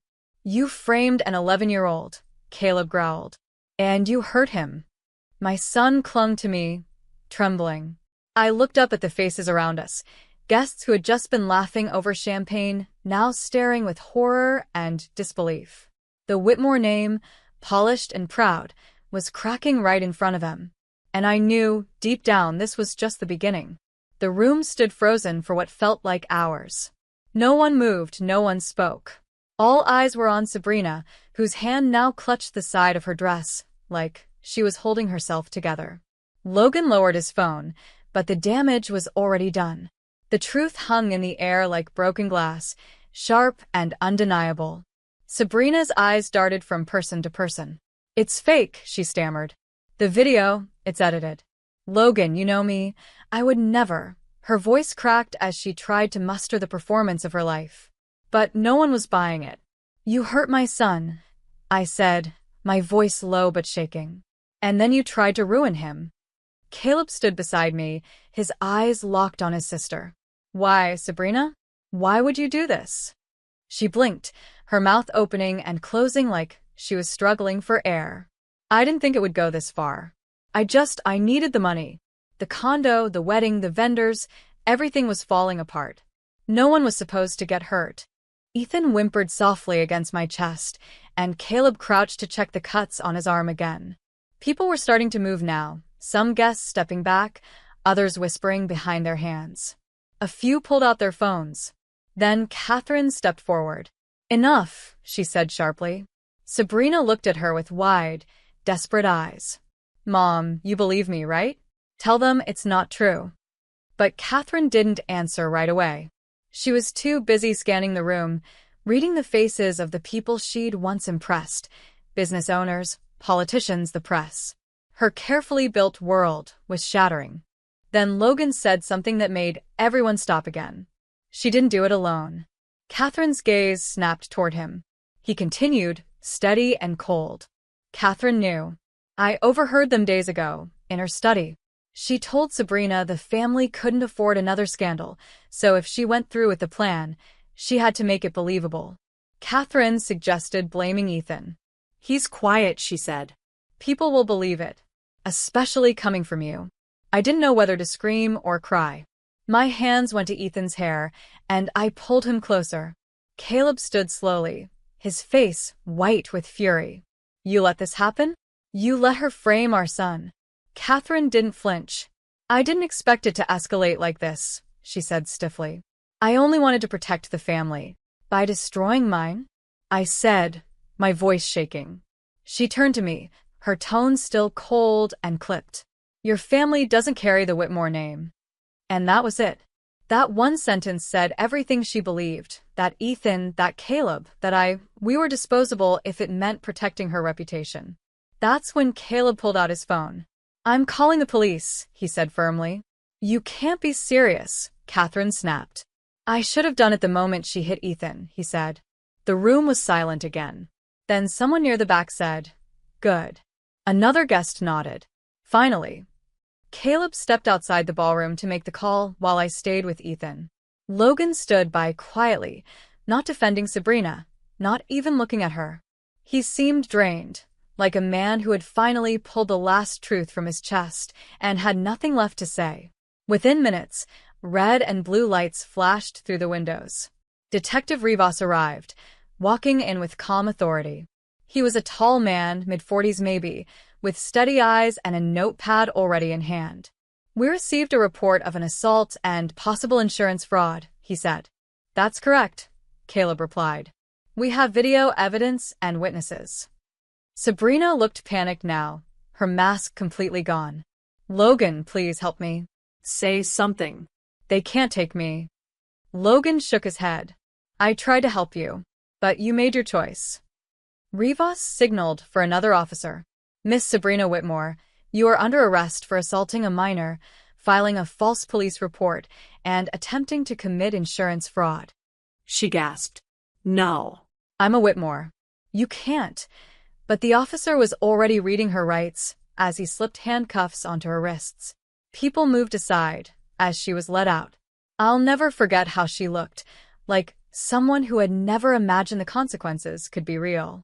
As they walked past, Ethan turned his head into my shoulder. She's gone, I whispered to him. It's over. But it wasn't. Not yet. Detective Rivas turned to Catherine next. Ma'am, we have a witness stating you were involved in planning the false report. Is that true? Catherine lifted her chin. I won't answer questions without legal representation. Understood, he replied. But you'll need to come with us for questioning. We've also received a notice from federal financial investigators. Your personal accounts are under review. That caught her off guard. Her composure cracked for a split second before she quickly recovered. This is absurd, she muttered, but she didn't resist when they led her toward the exit. As she passed, her eyes met mine. I didn't gloat. I didn't say a word. I just held Ethan's hand tighter. After they were gone, the room seemed to exhale all at once. The tension dropped. Guests began to leave, their faces unreadable, and not a single person wished the Whitmores well. Caleb returned to us, kneeling beside Ethan. You did nothing wrong, he told him. None of this was your fault.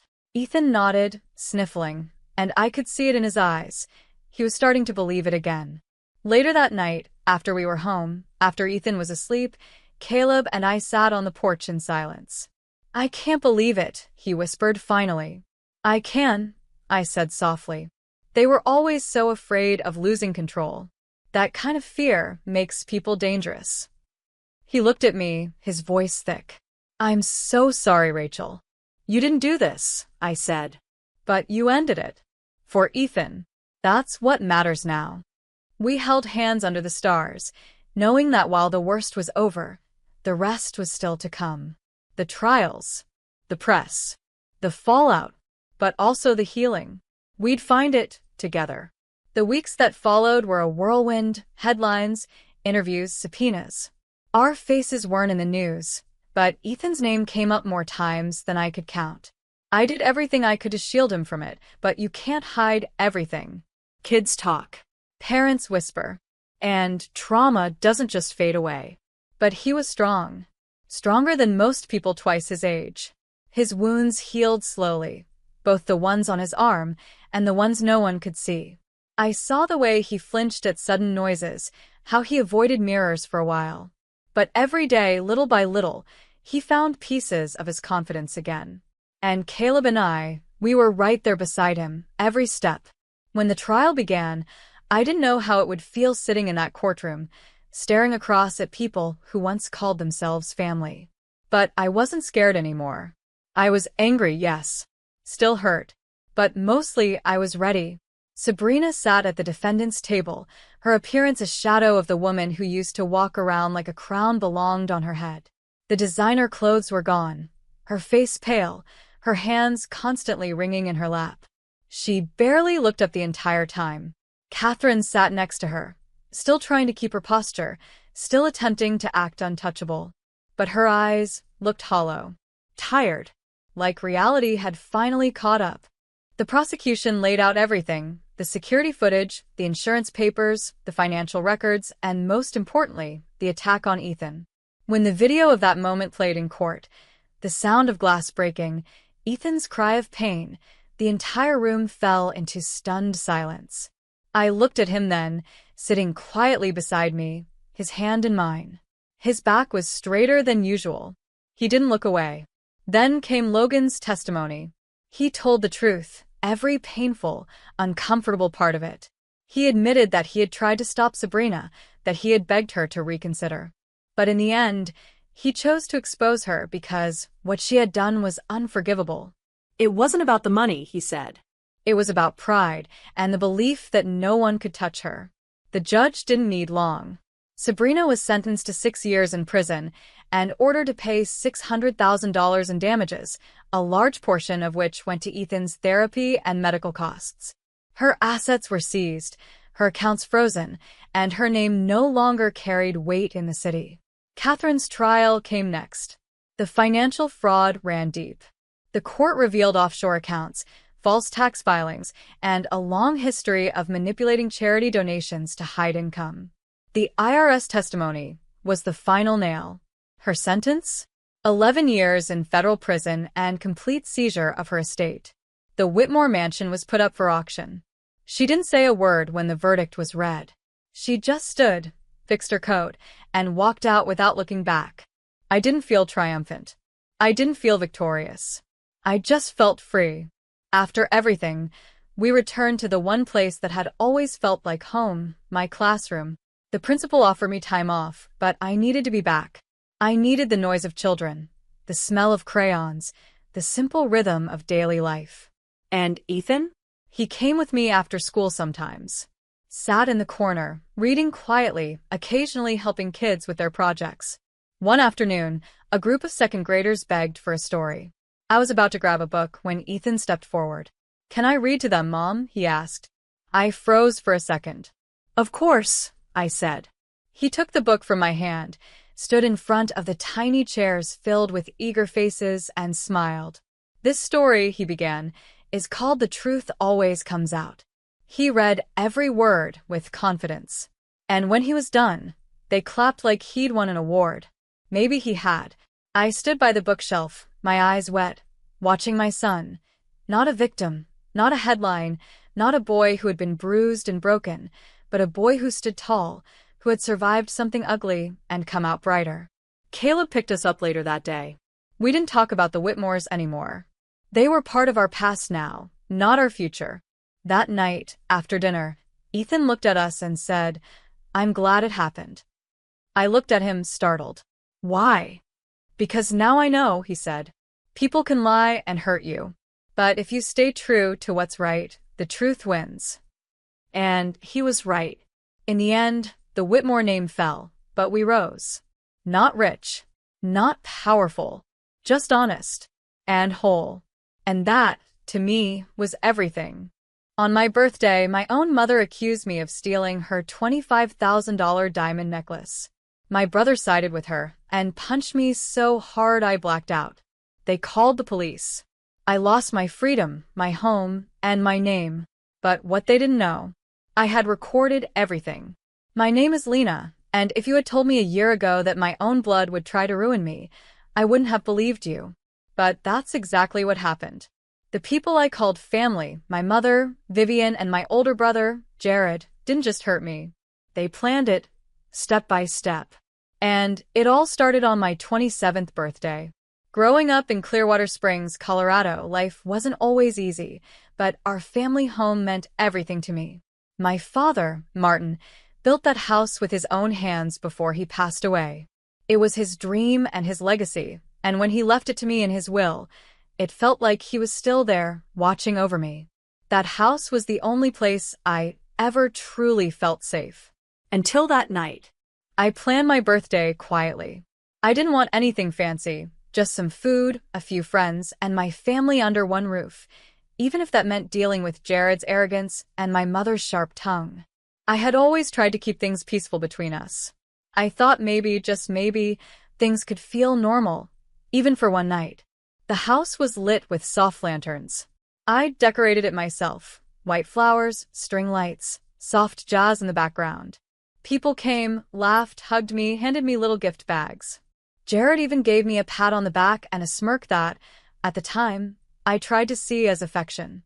My mother arrived in a silk cream blouse and her usual designer heels, carrying a glass of wine like a queen surveying her court. She didn't say happy birthday, just raised her glass and gave me a nod. Dinner was served in the dining room. I remember the way the chandelier sparkled above the table, how everyone chatted between bites of roasted chicken and garlic bread, the sound of clinking glasses, the scent of lavender from the candles I had lit. It was going okay, until it wasn't. Halfway through dinner, my mother stood up. She tapped her glass with her fork, sharp and deliberate, and cleared her throat. Everyone turned to her, their forks pausing midair. I looked up curious. Maybe she was finally going to say something nice. I don't know why I still hoped. "I'm sorry to interrupt," she began, her voice smooth and cold, "but something very serious has happened." She looked directly at me. "My emerald diamond necklace is missing." The room fell silent. I blinked. What do you mean?" She held out her wrist dramatically, where she'd worn the diamond necklace earlier, a piece passed down from her mother. It was old, covered in emeralds, and she always claimed it was worth around $25,000. "It was in my overnight bag in the guest room," she said slowly, "and now it's gone." And the last person who was near that room was Lena. My heart stopped. People were staring. I stood up, hands shaking. "No. I haven't touched anything. I didn't even go near your room." "Don't lie," she snapped. Her voice cut through me like glass. "You've always been jealous of what I have, of what Jared has. You've always been greedy." I couldn't breathe. "Mom, I swear. I don't know what you're talking about." And that's when Jared stood up. "Just tell the truth, Lena," he said, loud enough for everyone to hear. "Give it back, and this can be over." "I didn't take anything," I shouted. "Why would you think I—" His hand moved fast. Before I could even finish my sentence, he slapped me hard across the face. Gasps filled the room. I stumbled back, my hand flying to my cheek. I tasted blood. I saw the faces around the table, shocked, frozen. No one moved. And then Jared pulled out his phone. "I'm calling the police," he said calmly, like this was just protocol. "No, wait," I begged, my voice cracking. "Please, I didn't." "They'll find the diamond necklace," my mother said coldly. "If she has nothing to hide, there's no problem." 15 minutes later, I was being walked out of my own home in handcuffs. The flashing red and blue lights lit up the front yard. My neighbors stood on their porches watching like it was some late-night reality show. My body trembled. My cheek burned. But worse than the pain was the shame. At the station, the humiliation got worse. Officers searched my clothes, my purse, even my shoes. I kept saying the same words. I didn't take it.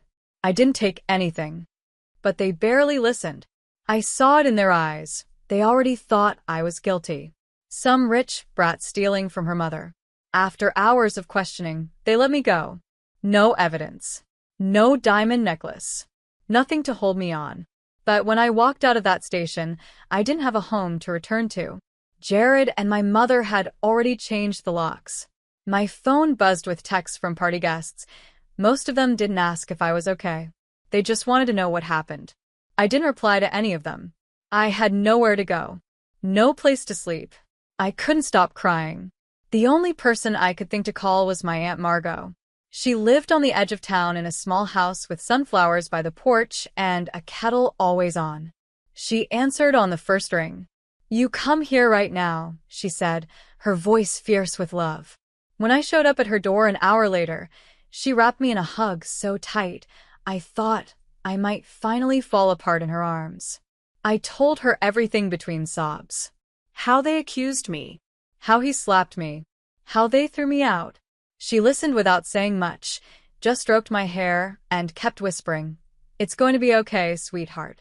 It's going to be okay." But deep down, I didn't believe that. Not yet. Because what I didn't know then was that this wasn't some misunderstanding. This was a setup. A betrayal. And it had only just begun. The next few days at Aunt Margot's house felt like a blur. I barely ate. I barely spoke. Every time I closed my eyes, I saw Jared's hand swinging toward my face, heard my mother's voice accusing me, felt the cold steel of the handcuffs on my wrists. That wasn't just a bad night. It was a full-blown takedown. And the worst part was that they did it so easily, like it had all been rehearsed. Aunt Margot made me tea every morning and let me cry without rushing me. She never asked me to explain again, but when I finally did, every detail, from the moment my mother stood up at the table to when Jared called the police, she didn't look surprised. "I always knew there was something cold in your mother," she said softly, brushing a curl behind my ear. "But I never thought she'd stoop this low." "She's always preferred Jared," I whispered. "He could do anything, and she'd make excuses. But me? I was always the one messing everything up." "That's not true," Aunt Margot said. "They're twisted. But sweetheart, they picked the wrong girl to try and bury." Those words stuck with me. The next day, I went back to the police station, not as a victim, but as someone who had had enough. I asked to speak to anyone who would listen. The officer at the front desk gave me a half-hearted look and told me to calm down and let things settle. "No," I said, trying to keep my voice steady. "This isn't a family spat. It's fraud. Theft. Abuse. I was framed. And I have proof." That's when she came in. Detective Claire Monroe. Tall, calm, and sharp-eyed. She was walking past, probably heading to another case, when she stopped and looked at me. "What's your name?" she asked. "Lena," I replied, trying not to shake. "Come with me." She led me into a small office and asked me to start from the beginning. I told her everything. I didn't hold anything back this time. I told her about my father's will, how the house had always been mine, how Jared and my mother slowly began interfering with finances and legal papers after my dad passed, how they made me doubt myself, small lies, quiet changes. I thought I was just being paranoid. But they had been setting me up all along. "They used that party to make it public," I said. "To humiliate me. To destroy my name. That wasn't about a missing diamond necklace. That was about taking the house." Detective Monroe nodded slowly, her eyes narrowing in thought. "Do you have any of the original documents your father left behind? Anything they may not have gotten to?" I paused. There was a small fireproof box. I used to keep it in my old closet. Still at the house. "I'm guessing it is. Or they've already taken it." She made a note in her pad. "Don't worry. We'll start digging." That day, a formal investigation began.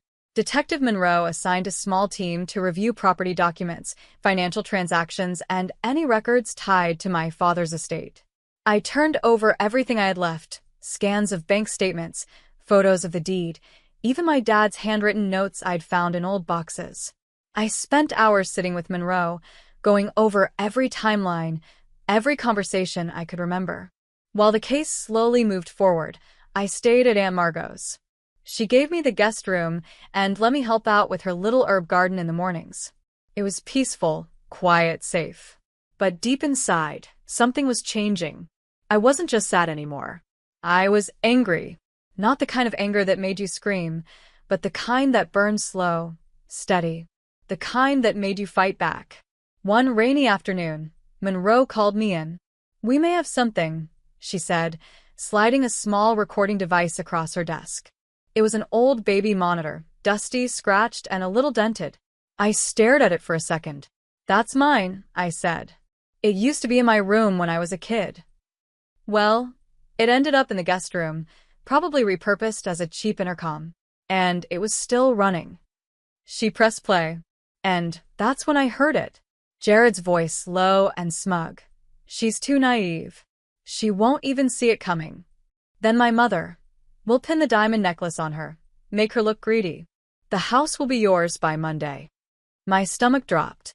Hearing their voices actually plan it out, made it real in a way nothing else had. They didn't just get lucky. They planned to ruin me. "We're filing for a restraining order on the property immediately," Monroe said. "They won't be able to sell, lease, or touch a thing until this goes through the court." That night, I sat on the porch of Aunt Margot's house, staring out at the rain. She came out and handed me a mug of cocoa. "You okay, kiddo?" "No," I said honestly. "But I'm getting there." We didn't say much after that. Just sat together while thunder rolled softly in the distance. The next week, Monroe brought in a district attorney, Sarah Green, to help prepare the case. She was sharp, confident, and spoke with the kind of fire I hadn't felt in a long time.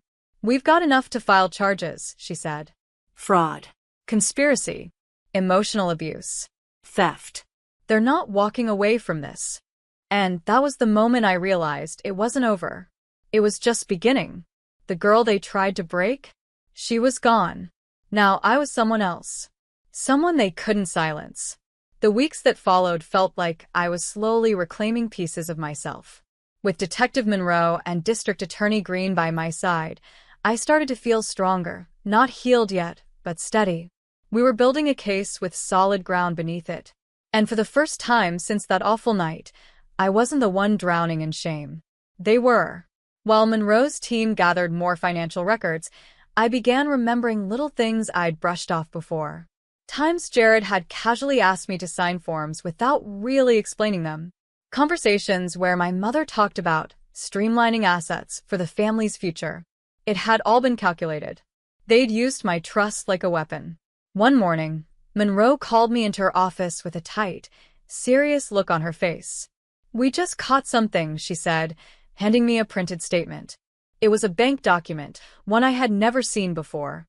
It showed a wire transfer of $38,000 made in small amounts over several months from the estate account into one under Jared's name. The category on each transaction? Property maintenance.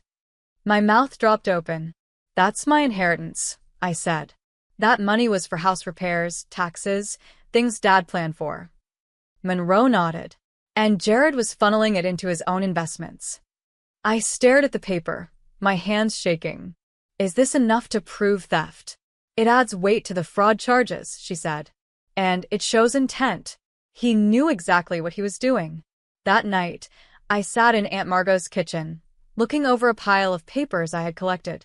Bank statements, photocopies, emails I had almost deleted in frustration. Now they were puzzle pieces. Proof. "You know what I think," Margot said as she sliced carrots for dinner. "I think they never believed you'd fight back. You always tried to keep the peace." I nodded, and that made me easy to control. "But not anymore," she said with a smile. "No, not anymore." By the end of the month, the restraining order had officially blocked Jared and my mother from touching the house. I later found out they had already tried to list it under a fake company name, some shell identity with a forged deed. Luckily, Monroe's team flagged it in time. "They're getting desperate," she said when she told me.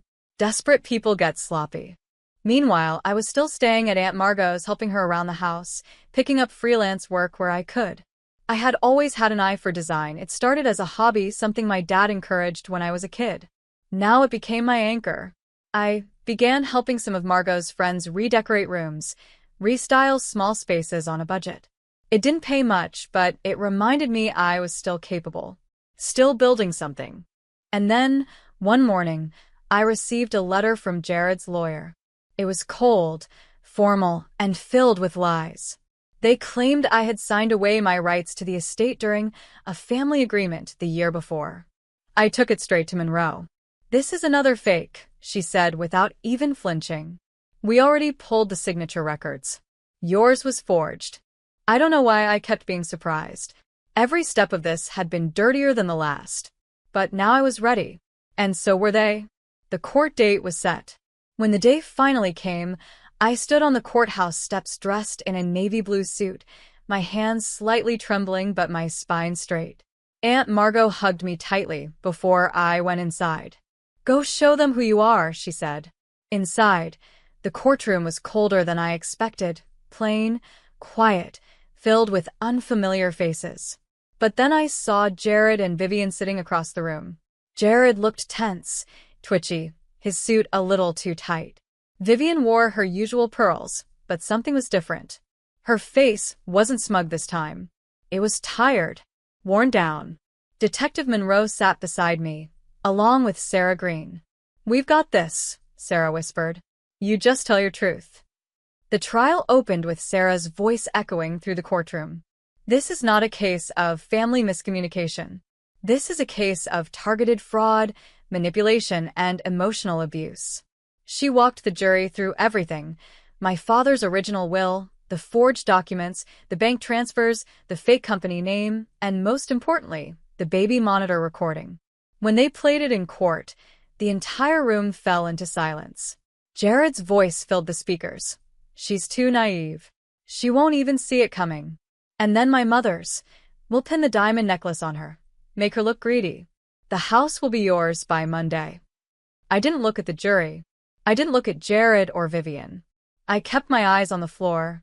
But in that moment, I could feel the tide turning. When it was my turn to testify, I stood up slowly and walked to the stand. My palms were sweaty. My voice cracked at first. But then I looked up, and I saw Margot's face in the back row, steady and proud. "I loved my family," I said. "I trusted them. I believed they wanted the best for me. But they used that trust to steal everything I had. My name, my home, my peace." I spoke about the slap, the arrest, the humiliation of being dragged out of my own birthday party in front of people I thought cared about me. "But I'm not here for sympathy," I said finally. "I'm here because I won't let them get away with it." When I stepped down, the silence in the courtroom was deafening. I returned to my seat, my heart pounding in my chest. Sarah leaned over and whispered, "You just gave them more than enough." But deep down, I wasn't thinking about the jury. I was thinking about the little girl I used to be in that old house, painting on the walls with washable markers, believing love was something you could always count on. And I promised her, whatever happened next, I was going to make it right. The final day of the trial came faster than I expected. I stood outside the courthouse that morning, breathing in the crisp Colorado air, trying to calm the storm inside me. The sky was gray, the wind sharp, but I didn't feel cold. I felt ready. This wasn't just about proving I was innocent anymore. It was about taking back everything they tried to steal from me, piece by piece. Inside the courtroom, everything was still. Jared sat hunched beside his lawyer, avoiding eye contact. My mother sat upright, lips pressed tight, her pearls still around her neck like armor. But even she couldn't fake her usual superiority anymore. She looked like someone who had finally realized they might lose. Sarah Green stood confidently at the front, delivering her closing argument. She spoke with the kind of power that made the room lean in. "Lena was not simply the victim of a false accusation," she said, her voice firm. "She was betrayed by the very people who should have protected her. This was not a mistake. This was a calculated plan to strip her of her inheritance, her home, and her dignity. But thanks to her courage and the evidence this court has reviewed, justice is within reach." I sat there, clutching my hands in my lap, hardly breathing. When the jury left the room to begin deliberating, I couldn't help but wonder, had I done enough? Had the truth come through clearly? Would they really see what had been done to me?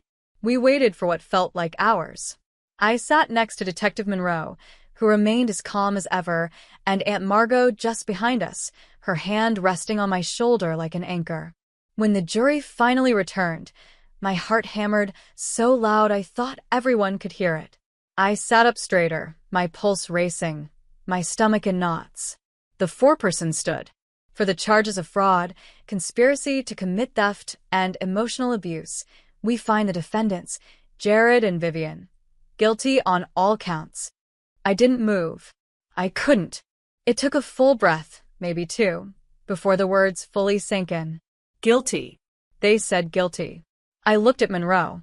She gave me a slow nod. Sarah smiled softly, pride in her eyes. And behind me, I heard Aunt Margot exhale, like she'd been holding her breath for days. The judge's voice echoed through the courtroom. Jared is sentenced to 8 years in state prison. Vivian is sentenced to 10 years for her role in orchestrating the scheme, including property fraud, identity falsification, and emotional harm inflicted on the victim. The judge ordered that all stolen assets, including the house and misused inheritance funds, be returned to me. Every dollar Jared siphoned would be repaid. Every document forged was now void. I watched as my brother was handcuffed, head down, no words left. My mother didn't cry. She didn't protest. But her face cracked for the first time, her mask slipping as reality hit her. I didn't look away. I didn't need to anymore. Outside the courtroom, Monroe turned to me. They got what they deserved. I nodded slowly, tears threatening to rise. Thanks to you. She shook her head. Thanks to you. You never gave up. When I returned to the family home, it felt like stepping into a memory I wasn't sure still existed. The grass was overgrown, the room silent, the air stale. But it was mine again. Every creak in the floorboards, every mark on the walls, it all belonged to me. The first thing I did was open all the windows and let the light pour in. Then I got to work. I painted the rooms in warm earth tones, replaced the heavy curtains with soft linen, filled the shelves with books, candles, and framed pictures of my father. I wanted to restore the soul of the house, not erase the past, but reclaim it. The home my dad left me wasn't just standing again, it was breathing again. I hired a financial advisor to help manage the funds returned to me. Slowly, I rebuilt the savings Jared had drained. I opened a small business, home staging and redesign, turning my love for interiors into something real. At first, it was just a few clients referred by Aunt Margot, but word spread fast. Within months, I had a waiting list. It felt good to create beauty again, to walk into a space and see potential, to help others feel the comfort I had fought so hard to get back. Detective Monroe still checked in from time to time.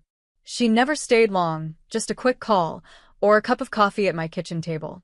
But every time she left, I felt that same calm she always carried with her, like maybe I could finally breathe easy. Aunt Margot remained my rock. One afternoon, she came over with a basket of fresh herbs from her garden. We sat on the back porch sipping lemonade as the sun set over the trees. "You did it," she said quietly. "You fought for yourself. Your father would be proud." I smiled, looking out at the yard. I think he already knows. The nightmares didn't vanish overnight. Some nights I'd still wake up sweating, my mind replaying that awful birthday over and over. But those moments came less and less. And each time, I reminded myself I survived them. I beat them. And I built something stronger from it. 6 months after the trial, I hosted a quiet dinner at my home. Nothing fancy, just good food, soft music, and a small circle of people who had stood by me. Aunt Margot, a few clients turned friends, and Detective Monroe in jeans and a cardigan, smiling more than I'd ever seen her. As we sat in the garden under paper lanterns, laughter rising with the breeze, I looked around and felt something I hadn't in a long time: peace. Later that night, when the guests had gone and the stars filled the sky, I sat alone on the back steps with a cup of tea. I looked up, tears finally spilling down my cheeks, not from pain, but from relief. I whispered to the night, I kept it, Dad. I kept the house. I kept your name. And I'm finally free. This wasn't the life I thought I'd have. But it was mine. Every scar, every fight, every victory. I earned all of it. My name is Lena. And I am no one's victim.